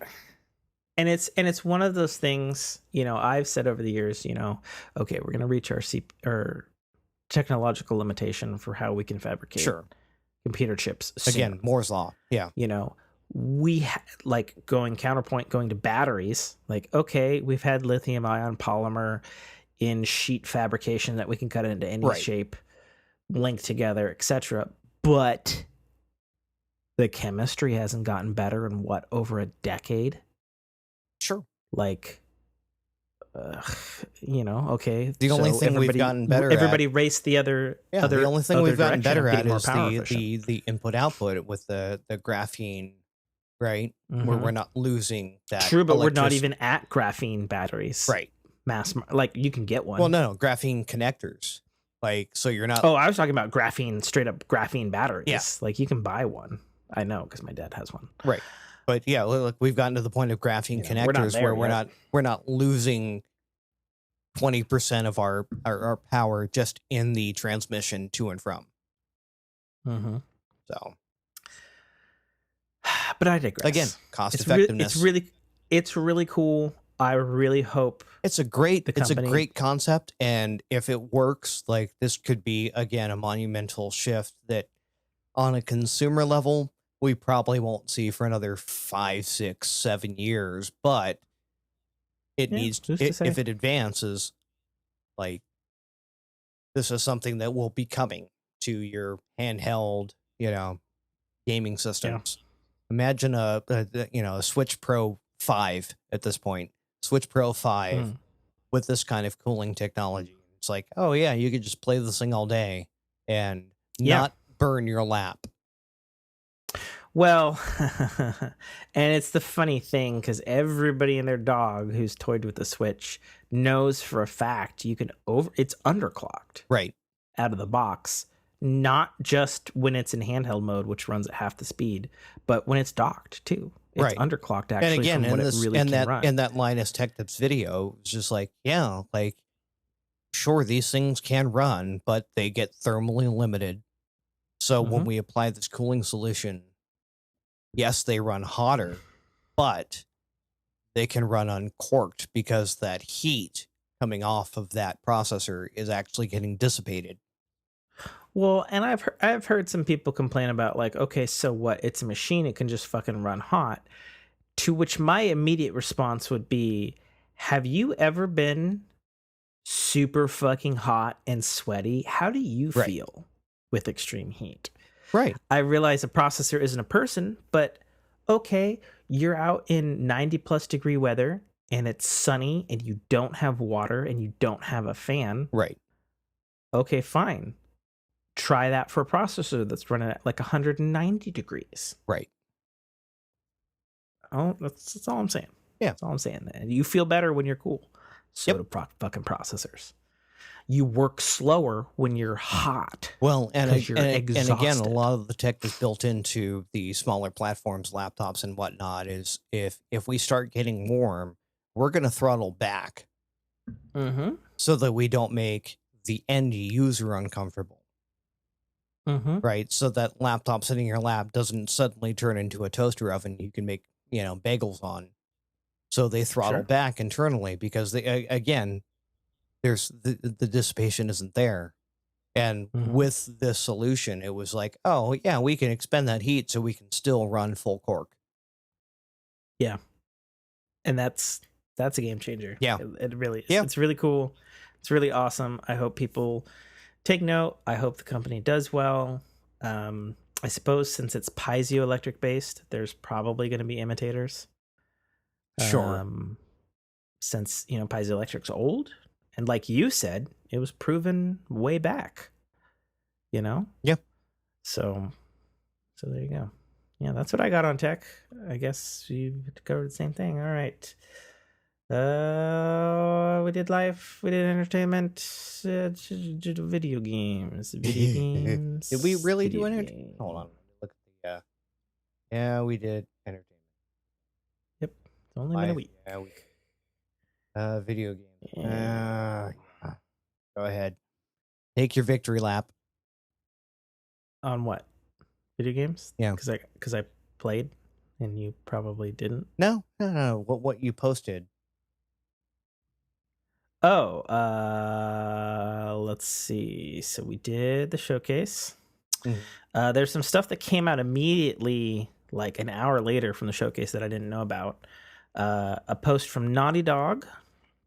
It says, "The Last of Us fans, we know that many of you have been looking forward to hearing more about our Last of Us multiplayer game. We're incredibly proud of the job our studio has done thus far, but as development has continued, we've realized that what's best for the game is to give it more time. Our team will continue to work on the project, as well as other games in development, including a brand new single-player experience.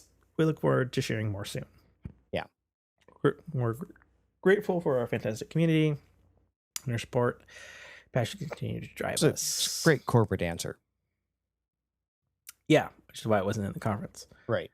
So two things to take of that. Number one, their multiplayer game is not where they want it to be, which I've always found particularly kind of funny from Naughty Dog. Like, don't get me wrong, I love Naughty Dog, and they're a fantastic Sony-owned studio that makes amazing single-player games. Now, however, since Uncharted 2, they shipped PvP with Uncharted 2, 3, 4, and the first Last of Us game had a multiplayer component to it that was actually quite novel. But it is not something I would say that the team is good at. Okay. Like, they have some good ideas, but they just kind of come off as fun things to play for like maybe 10 hours if you're invested, and then move on. The thing that I've always found with their multiplayer components in their games is it's like, oh, that's cool. We get to run around third person and like grapple around an arena like a Indiana Jones kind of thing with a gun. Oh, that's cool for, a handful of hours. And then it's like, okay, well, that's all right, whatever. Or the Last of Us multiplayer, the original one, the first game, which isn't in the remake, I might add, had a novel concept of two teams competing, but over resources and like in the field crafting, and like there was a stealth component to it that was neat, about not making too much noise to alert your opponents to you, and then like killing other people. That had more legs to it and was probably their best effort so far. So for them to have a whole cart Last of Us multiplayer game built on their new technology with their new engine and the new gameplay that they've added for Last of Us Part 2, and then backtrack added to Last of Us Part 1 remake on PS5. Again, this is not something that they have historically nailed. Because when you think Last of Us, you don't think multiplayer. Right. That's what I have to say on that. There's some rumblings, unconfirmed, that I guess there was an internal, like, mock review thing going on that happens with video games, particularly the big guys like Sony and stuff, where they will do a play test and they'll have people review it internally so that they can get a barometer of how it's going to land with like IGN and GameSpot and stuff. Right. And the rumor is it was not good at all. And the following rumor is that there's like a skeleton team now on this game, and it may not see the light of day. That's the rumor, unsubstantiated, that's going around right now. Okay. So moving on from that, there was a official Backbone PlayStation edition that launched. I find absolutely hilarious in the wake of what they announced at their conference, the Project Q thing. Yeah, we talked about Project Q last episode. We're not going to belabor the point, but hidden in press releases, so apparently we've had an official Backbone PlayStation branded controller for iOS since last year, and Android is just now a year later getting that, which seems weird to me. It seems timely to me. Well, it seems weird to me because let me get this straight. So it's their controller. So really, the only difference is a lightning connector and a USB-C plug. That's the only no, difference. Because the only difference is like the controller is white. Because they didn't even like the white one for iOS, or the Backbone for iOS is white. Not the bare bones. Okay, the PlayStation one Backbone is white for iOS. Yes. And then there's a black one that has the Xbox scheme on it because that's been out for years. Right. But they didn't change the thumbsticks. Like, if you wanted to market a PlayStation Backbone officially licensed, then you would bring the thumbstick down. Yep. Right? And they didn't. They just made it because they have the stick arrangement of the Xbox or Switch. Yeah. Well, it's got the white. Symbols. It's got the red symbols cross, on circle, it. triangle, and the box. Bring the thumbstick down. Like, that was really If you don't want to buy the PlayStation Q, you can get a Backbone 1 PlayStation edition today for Android for the low cost of, I'm looking for it. I think it's the same everywhere else. Like, what, $89, $99? It's $100. Yeah, $99. $9.99. That's what it is. And if you don't like Xbox controllers, sorry. You've got your offset thumbsticks. That's true. But you don't have to spend whatever Sony's going to charge for the Project Q is. Oh God, who knows? That's going to be. It's going to be more than $100. It has to be more than $100, and it's just Well, you can bet your ass they're the ones making the screen. So yeah, they're going to charge you more. That thing's going to be $200. That's what I'm betting it's going to be. Just dumb. E-waste.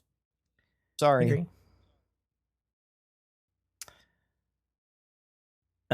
It's funny. So one of the old co-founders of the show here, Dame, said actually in our Discord, I'll just read it for you folks now. I don't understand why Sony won't go to Microsoft and say, hey, how much do you want? We need to use your xCloud services so we can have our player base access our games through the cloud seamlessly. Really, Dame? He's like, pay them some money. Get the service implemented. They'll never do it.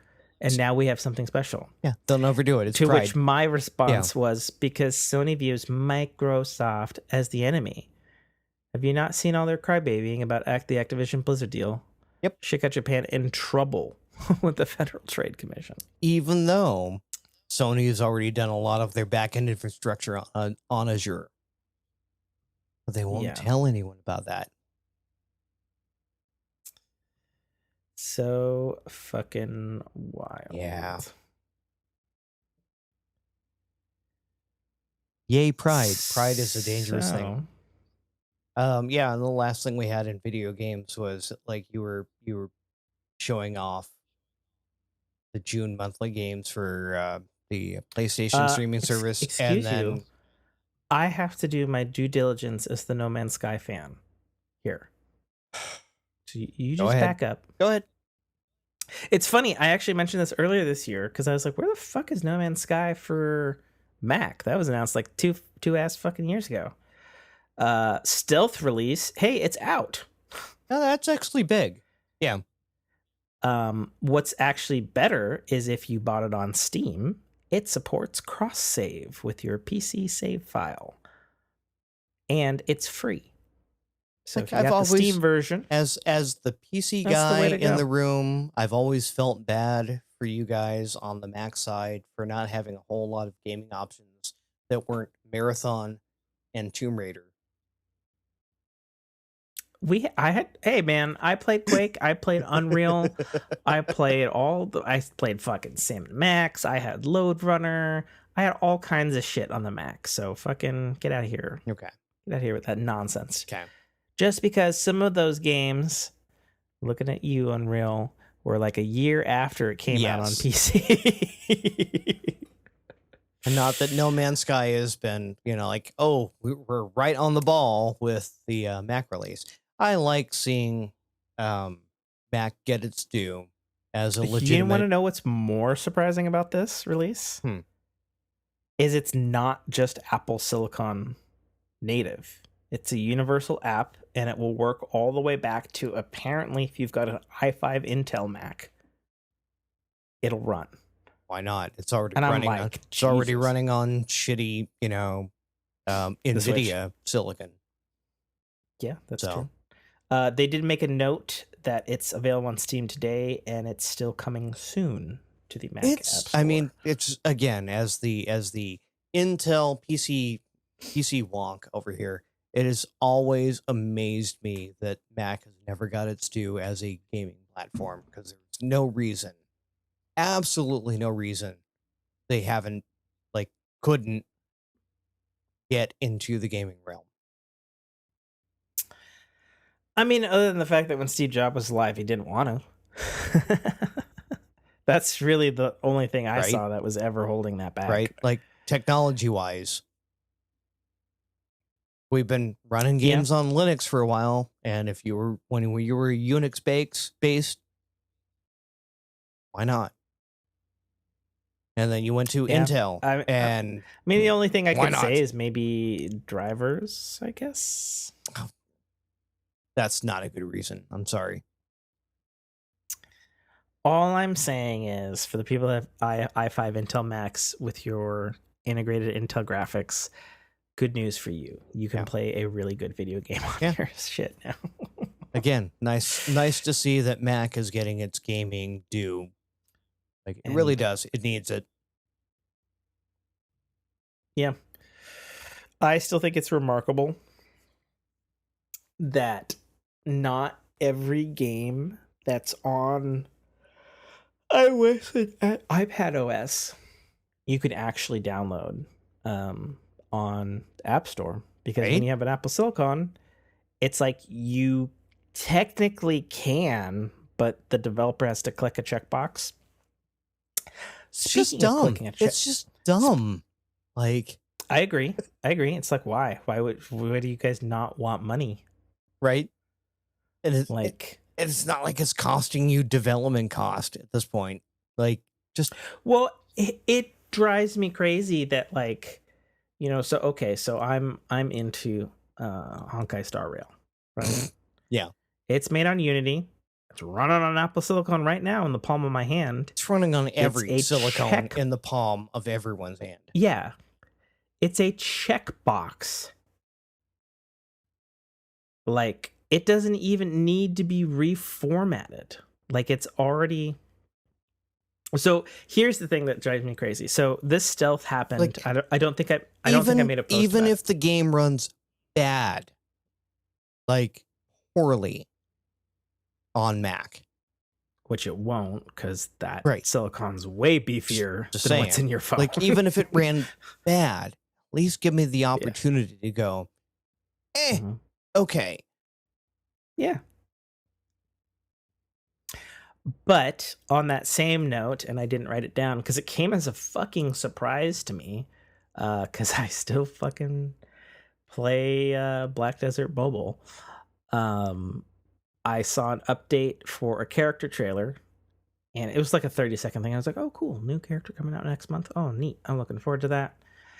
And then at the bottom, it was, the usual, get it now on Android Marketplace, App Store, whatever it's called, the App Store. And then I saw for like 2 seconds and I did a fucking spit take. And Windows and Mac. Yeah.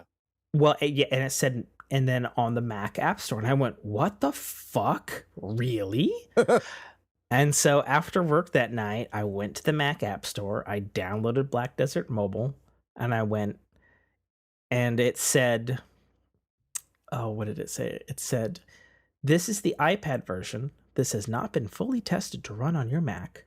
I downloaded it anyway because it finally let me. Right. Ran it, and it was perfect. Yeah. Obviously, I wasn't touching my screen. I was using a mouse. Sure. But it even like, because it has like a little, on the screen, it has like a touch wheel of like buttons in the corner. Right. And as soon as I loaded into it, it went, oh, and it told me which keys on my keyboard corresponded to the buttons. And I was like, oh, this is totally playable. Right. Oh, what the And so I'm just like, if it's that fucking easy, fucking do it. Do it. Like, and the other thing that like blows my mind about that, like, Honkai Star Rail or like Genshin Impact or whatever, it's like they don't have a fucking PvP component. What are you worried about people like hacking into it and like cheating for? Because they can't.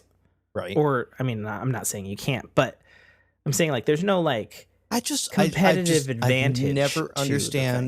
I've never understood the Apple Macintosh aversion to being a gaming platform. They're just like, it's not that they're aversion to it now. It's that they put up a thing that you have to check box when you submit your application to the App Store. It's like, all right, what platforms do they run on? And it's like, and now that the Macs are more like iPad and iPhone than ever before, even though we're running them, I've been on a Apple Silicon Mac for 2 years now, and it's great and better than ever, especially now that, as someone that's native. been multi-platform in my professional career my entire life, like Mac has always been like, we're for work, we're for business, we're for this.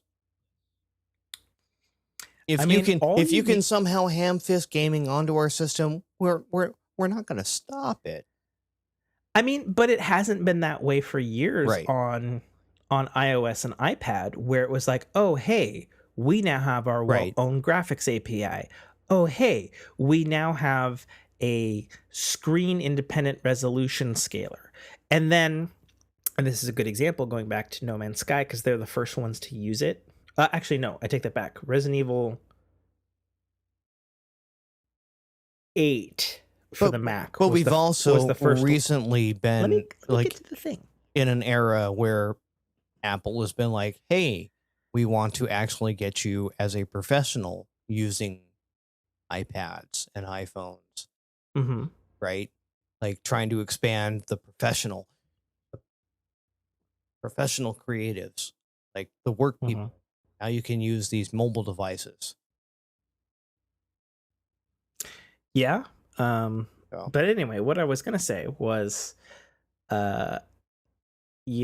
Apple, again, since Steve Jobs' death, has been more inviting to that sphere, to the point where they have their very own version of AMD FX Super Resolution and NVIDIA's, what's it called? The AI upscaler thing.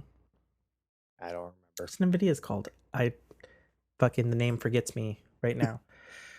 But Apple has their own, and Resident Evil 8 and No Man's Sky are the first ones to use it. Good. And Digital Foundry they didn't. It was a different tech breakdown group, but they did a breakdown on it in comparison, and they're like, it's actually way better than AMD's. Not as good as NVIDIA's, but it's better than AMD's. Yeah. So yeah, they're coming along. It just takes a while. Yeah. Again, I've never disparaged Apple in their tech. I've disparaged Apple in their applications. Interesting. Fair enough. That's your perspective. All right, moving on to the rest of the games here. I didn't even know this was coming out, but I am glad for Space Jesus to have made this game apparently good. I don't know if you're familiar with the original game. Are you familiar with the original System Shock there, Natefu? No. So System Shock, for those who don't know, is literally, because they had a bunch of the same team, the original predecessor to BioShock. It came out in the 90s, early 2000s, something like that. I'm literally watching the trailer. See if I remember. It's like a cyberpunky Deus Ex-y looking thing. And there's been... Yeah, and there was a team, and this was years ago, like 5, 6, maybe even 8 years ago, that was like, hey, we're like an independent studio and we're remaking System Shock. And the world went, oh God, no, they're going to fuck it up and they're going to fucking make it bad. And all the people who remember the story so fondly. And according to IGN, System Shock, the remake, is a hit and firing on all cylinders. Yep. I don't know when it's out. I would imagine soon if it's reviewed. I didn't even know it was coming out still, to be totally honest. Like, it was one of those games that, like, yeah, some team's working on it. I'll fucking believe it when I see it. And, well, I guess it's fucking here. Or will be soon.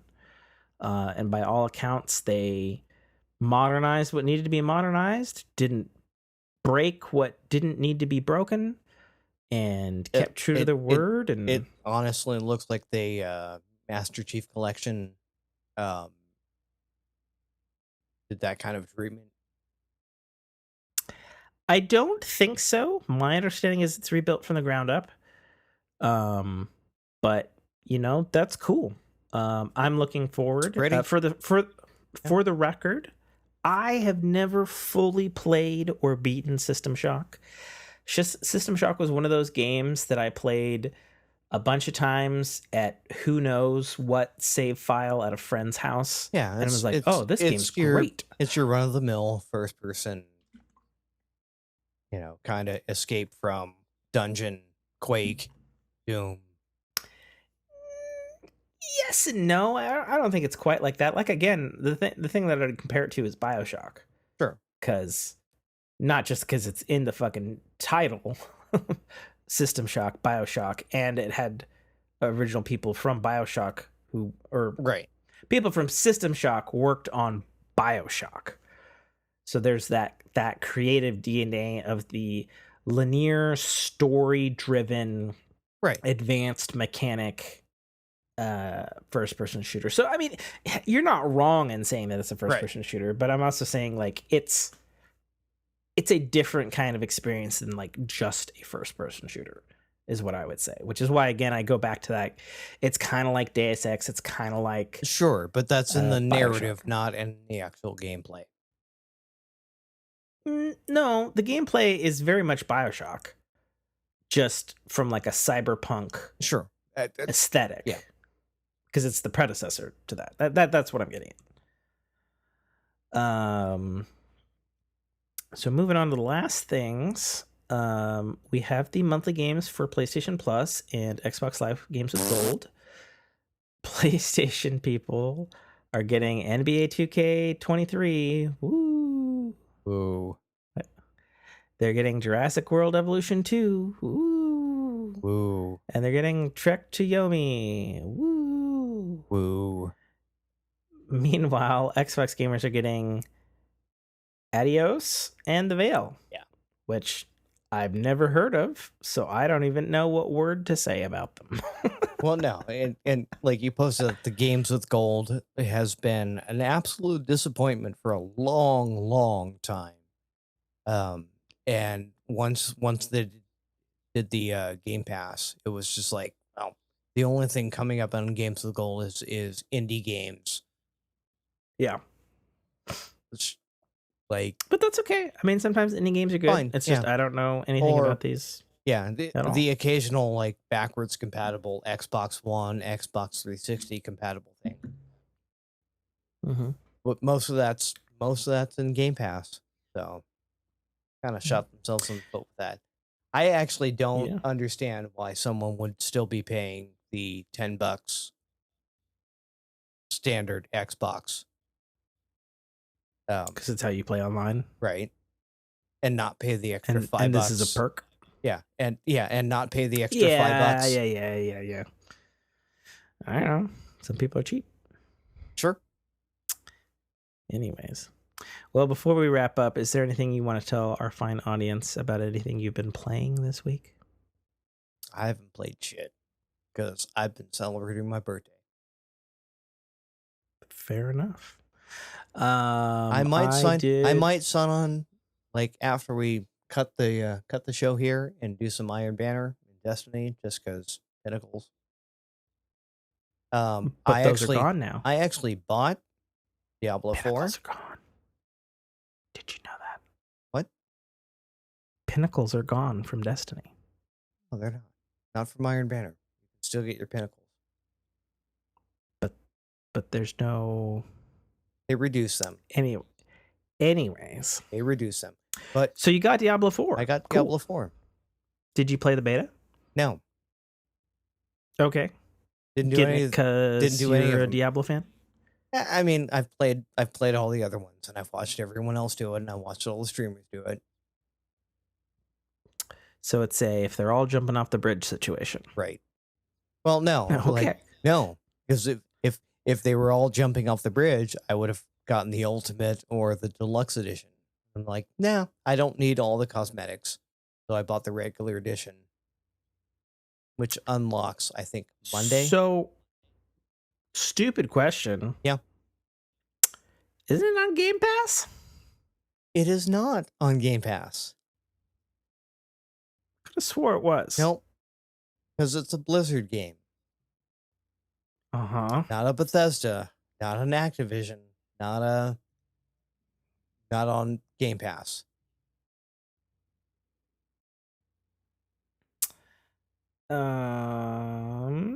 Oh, please tell me I'm wrong. I will refund my shit right now.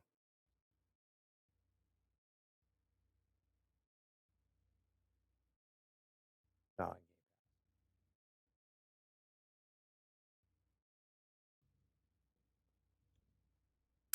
So the official answer is it's not on Game Pass yet. That's the official answer. So you're fine having spent your money for now. Yeah, for now. Cool. It's okay. You'll have to tell me all about it. I got it on Steam anyways because I wanted to play it on PC, not on. That's fair. It's Diablo. Right. Diablo's a PC experience. You won't get any argument from me there, even though I do always prefer a controller. I'll still play on controller on my PC. Well, there you go. But yeah, so me and the wife will, as of month. Yep. It's 11:30. Why? I changed my settings. Okay, Nate. What do you want from me? Damn it, Tim. Yeah. Thank you. So yeah, me and the wife will be playing as of Monday because I didn't. Oh, nice. Yeah, I didn't need all the pre-order cosmetics and everything. I'm like, I wish I had a fucking game that my wife would play with me. Not only my wife, but my ex-girlfriend. Well, that's just all right. You do you, man. The one that I dated after I met my wife, current wife. What does that mean, Nate? How much scotch have you had? What's happening right now? Fucking Zips over here, just sipping away on a little bit of vodka. And you've gone full raw extraction right now. So, circle of friends, met my wife, current wife, not wife at the time. Okay. She was not 18 yet. She had a friend. Mm-hmm. dated the friend. When like friend and I didn't work out. When current wife turned 18, started dating, ended up getting married. But yeah, same circle of friends. Okay. Fair enough. But said ex-girlfriend, still friends with mine. Still good friends. So Okay. and she has been a big Diablo fan. Specifically bought an Xbox so that she could play with me and my wife on older versions of Diablo. So interesting. Yeah. Fair enough. Yeah. Well, my gaming week was not as much as I would have liked, because it was mostly me being tired, my wife being grumpy, and I played a handful of times, including today. I actually saw you. I saw you stream. Yeah, I begrudgingly did the weekly Destiny shit, which was shit. That's pretty much how I feel about it. Yep.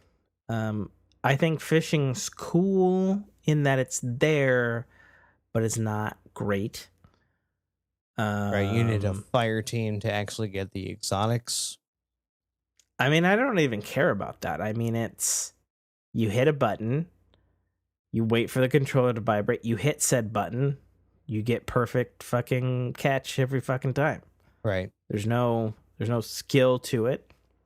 But then as soon as a public event happens, then you're kicked out of fishing. Yep. You're like, what the fuck? And you can never build up your bar unless you have a fire team. No, you can build it up if you've done it enough. It just takes a long time. Yeah. But if you have a fire team, it builds up faster. Well, I guess. Anyways, that's dumb. Yep. I got impatient already with this season and saw some leaked data mined end of the season cutscenes already, because I'm a rascal. Those are cool. Look forward for those. That honestly should have been at the end of the fucking Lightfall campaign. So look forward for that, in like fucking 36 weeks or however fucking long the season lasts. Sure. I did a little bit of Meet Your Maker with my buddy Killbot, and I had a little bit of time with Daniel on that. That was fun. And then, of course, the rest of the time was Zelda, because the game is gigantic. Because Zelda. To give you an idea of how gigantic it is, and the fact that I've said it before in the last cast, my current objective this week, because I haven't had a ton of time, is mapping the underground, which I've already been doing since the game came out some 3 weeks ago now. And I've done a little bit every single fucking day, and I'm at like 80% now. Okay. It's taking a long time. But no, I'm much further in the game. I'm still very much enjoying Legend of Zelda Tears of the Kingdom.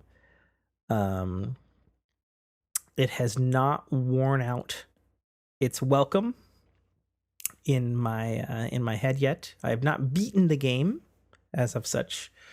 I got to a point where I thought maybe it was going to conclude at the end, and then there was a bunch of other shit, and so far I have no fucking clue when the end is. And I'm like, well, okay then.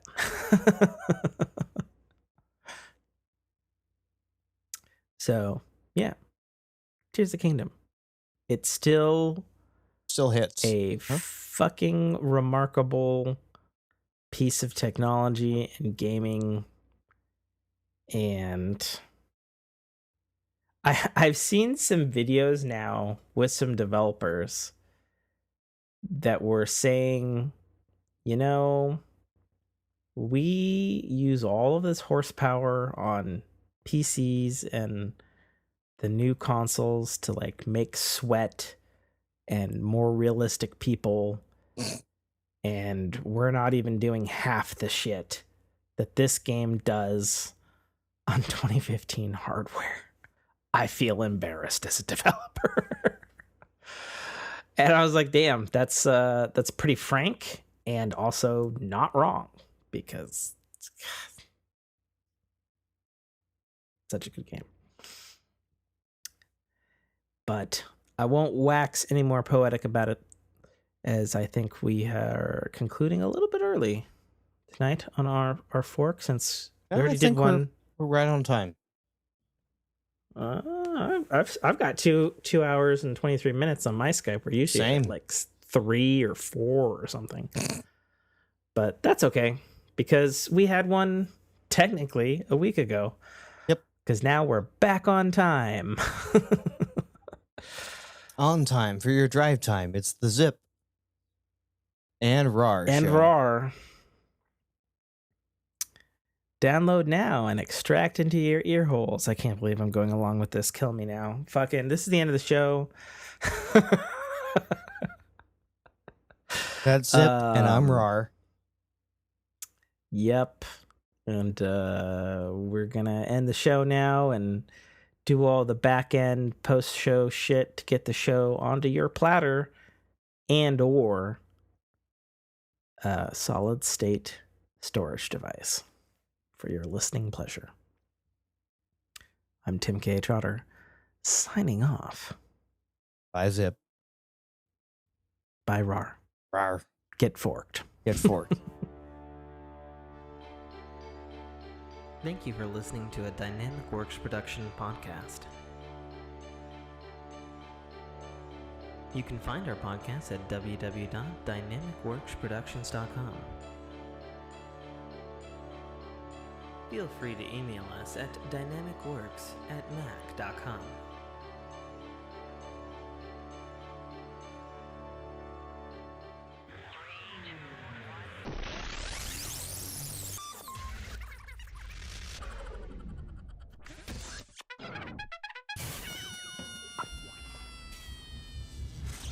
Armado, the voice of Guybrush Threepwood, and you're listening to a Dynamic Works production podcast.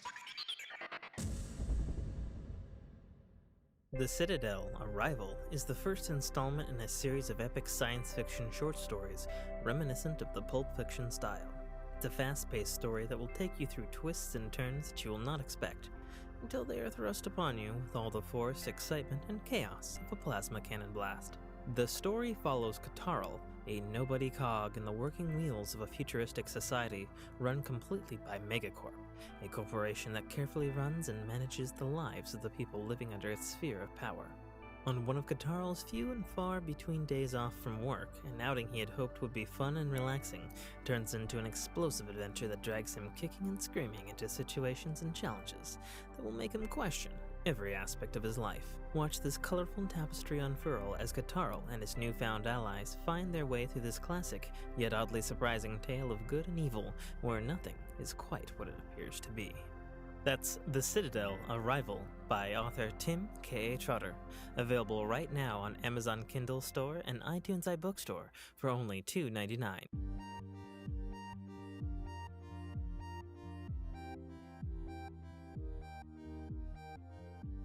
Hello. Hi. Hi. All right. Bring chat up. All right, let me do a test here with this thing. Scram. So it looks good from what I'm looking at with all the different boxes, and the lines are going to the right boxes. But we'll see. Since we did update the thing. Okay, that split the voice. I hear my voice in the left ear only. Oh, interesting. They changed how the recorder block looks. Keep talking. Check 1 2 1 2. Okay, I'm seeing you in the meters. That's positive. Yay. And then let's stop and make sure that that's actually recorded. Okay, they didn't change that. You this one? Oh. Yeah, that is, yeah. Check 1 2 1 2. Yep.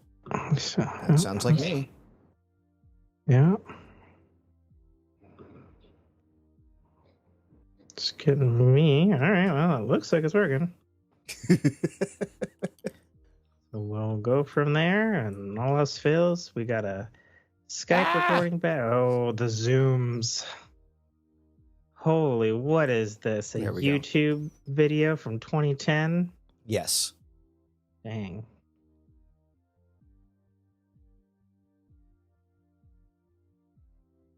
Come on.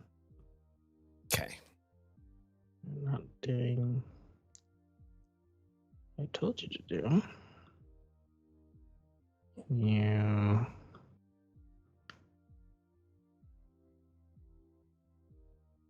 Oh, well, that's new. Double click. Oh, look at you. You got a new field for all kinds of metadata. I got a what? Yep. I'm talking to the application. Oh, okay. Like, I didn't get anything new.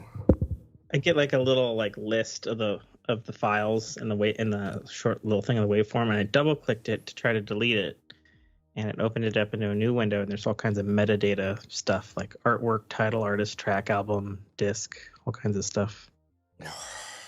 Not relevant. Office is such a fucking disaster. God, you have to stare at this every time we fucking cast. Your office? Yeah. I mean, yeah. From my perspective, it only looks a little unkempt. It's a lot unkempt. Perhaps from your perspective, seeing the entirety of it, it is very unkempt. Yeah. No, my green screen is thrown back against the wall because yeah, I see that. The wife has been doing her crafting down here on the floor. Mm-hmm. Okay, what the fuck? Get this out of here. That's what's missing. Can you... That's some noise. Okay, don't know why my music app is running. Quit, please. One more setting that needs to be being changed. Empty the trash. Why Skype? You must have updated or something. Seems to be the day for that. Focus, auto. No. No autofocus. Testing, 1, 2, 3. 1, 2, 3, testing.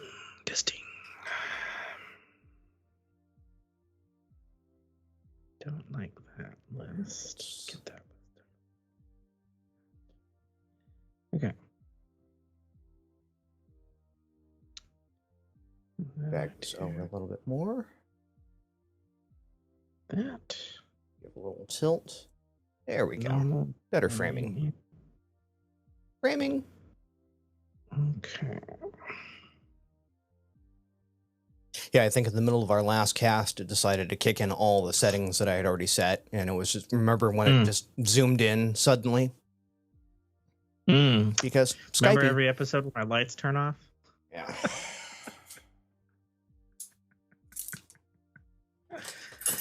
Fair enough. Okay, so everything's rolling on my end. Okay. Let's do the thing. I am recording on my end. Very good. The only thing I'm missing is a libation. And a headset. Well, yeah. No one else is home, so I actually have you playing out of my speakers. That probably won't work for a recording, though, unless your sound floor is My ridiculous. sound floor is good. Do you hear any feedback on your end? I don't. So there you go. All right. We're gonna trust the old man on this one. Yeah, I don't even see you lighting up my my end. But if I yell, does it come through? Yell. Great Gatsby. Yeah, maybe a little. Okay. A little bit. Let me grab libation. Okay. I will throw on the headset. Okay.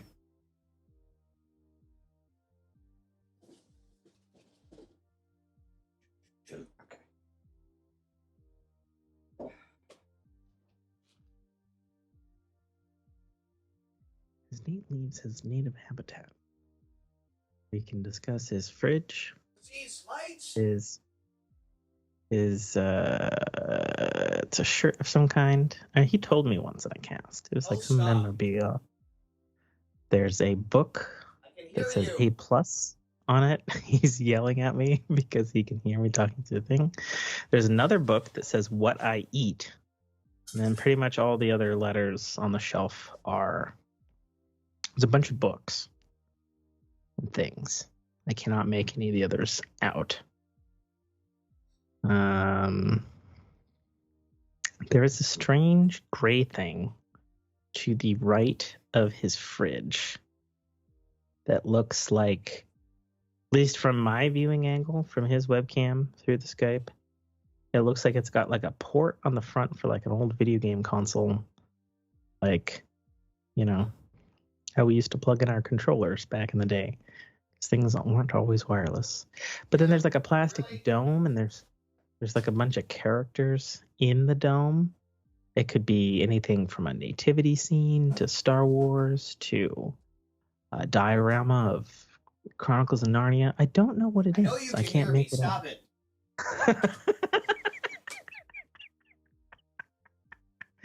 My God, man. What? You and your incessant riffing. I mean, it's what I do. No dead space. What is the thing to the right of the little fridge up top? It's got like a plastic dome with people in it. Oh. What is that? Oh, you're laughing about it. Must be fun. What is it? I'm gonna interview. Oh my God! I fucking called it. So the quality from that far away on the webcam is very bad, and I was like, it's a plastic thing, and there's a bunch of people in it. So either it's some Star Wars collectibles or the nativity scene. Yeah. I can't tell which. Yeah, that's a full set. That's the full cast. Full set Star Wars Deluxe figurine set from 40th anniversary of Empire Strikes Back. So yeah, that's dope. And Han Solo is appropriately in carbonite. Yep. He's there. That's great. Lando, Chewie, Boba, Yoda. Yeah. Vader. Yep. Sweet. I guessed correctly. Which is surprising, because from a distance, it's really like I said the Star Wars logo looked like a port for like an old video game console controller port. From that distance, that's what it looks like. And yeah, you called the shirt as well. Oh, yeah. Fair enough. Maybe I'm more on my game tonight than I think.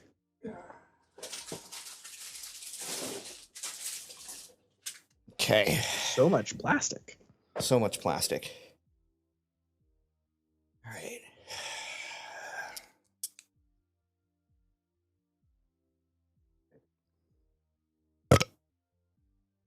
Solid.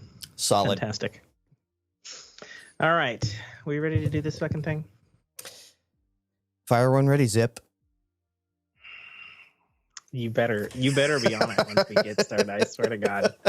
I didn't get the soundboard set up though. Sorry. It only works if you say all of the right things when we launch into it. Okay. This is your shot. Yeah. Sadly, like I said, I didn't get the soundboard set up. That's fine. Just stick to your script, man. Great. All right. In 3, 2, 1. Cut in. Okay. What do you mean by offline? I didn't want it to put in the cast. Oh, that you need a bio break? Yeah. Okay. Cut out. I have to pee. Run pee. Loud on your end. Ah. Oh, okay. Perfect timing. Okay. I'll be back. Okay. Still rolling, right? Of course. Okay. Go. Go get bioed and braked.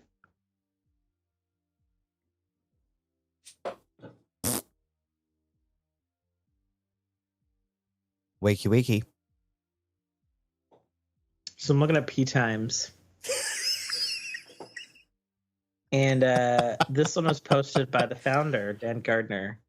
And he's like, expected it to be hard for this type of movie, given that the first one was fast and frenetic. He says, but sheesh, it was nearly impossible. Okay. That's what he said. But again, like, what an app, right? Mm-hmm. And again, it's run pee, not run poo.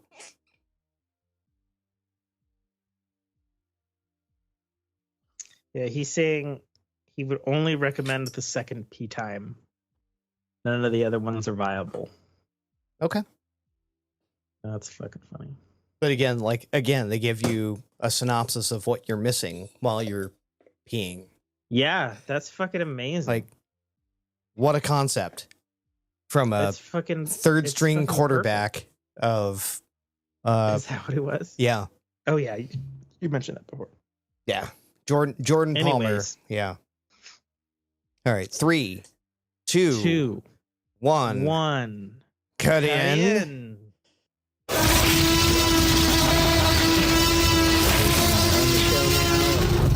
Do all the back end post show shit to get the show onto your platter. And or Extra noses pounces on storage device for your listening pleasure. I'm Tim K. Trotter, signing off. Bye, Zip. Bye, Rar. Rar. Get forked. Get forked. And we're out. Yeah, you're still recording. Should I be, though? That's the question. That's the real question. Am I stopping? Or are you going to say something funny again 30 minutes later? I am stopping. Recording again. You can outtake it if you want. No. I was just going to say, I got a notice in the mail that there's going to be ongoing outages because they're putting fiber in my neighborhood. Oh, fucking sweet. And I was like, finally, whenever it completes, there's no date, no whenever it's going to be done, just that my internet's going to be fucked up and I won't be able to call 911 or whatever if I have a landline. To which my immediate response was like, who the fuck has a landline these days? But yeah, no, hopefully at some point soon. You can have Nate class. I can upgrade to fiber and you can stop fucking shitting on me every single fucking post show about how fucking slow my blistering max blast pro speed 22 fucking Mbps up can do if nobody else is on it. Okay.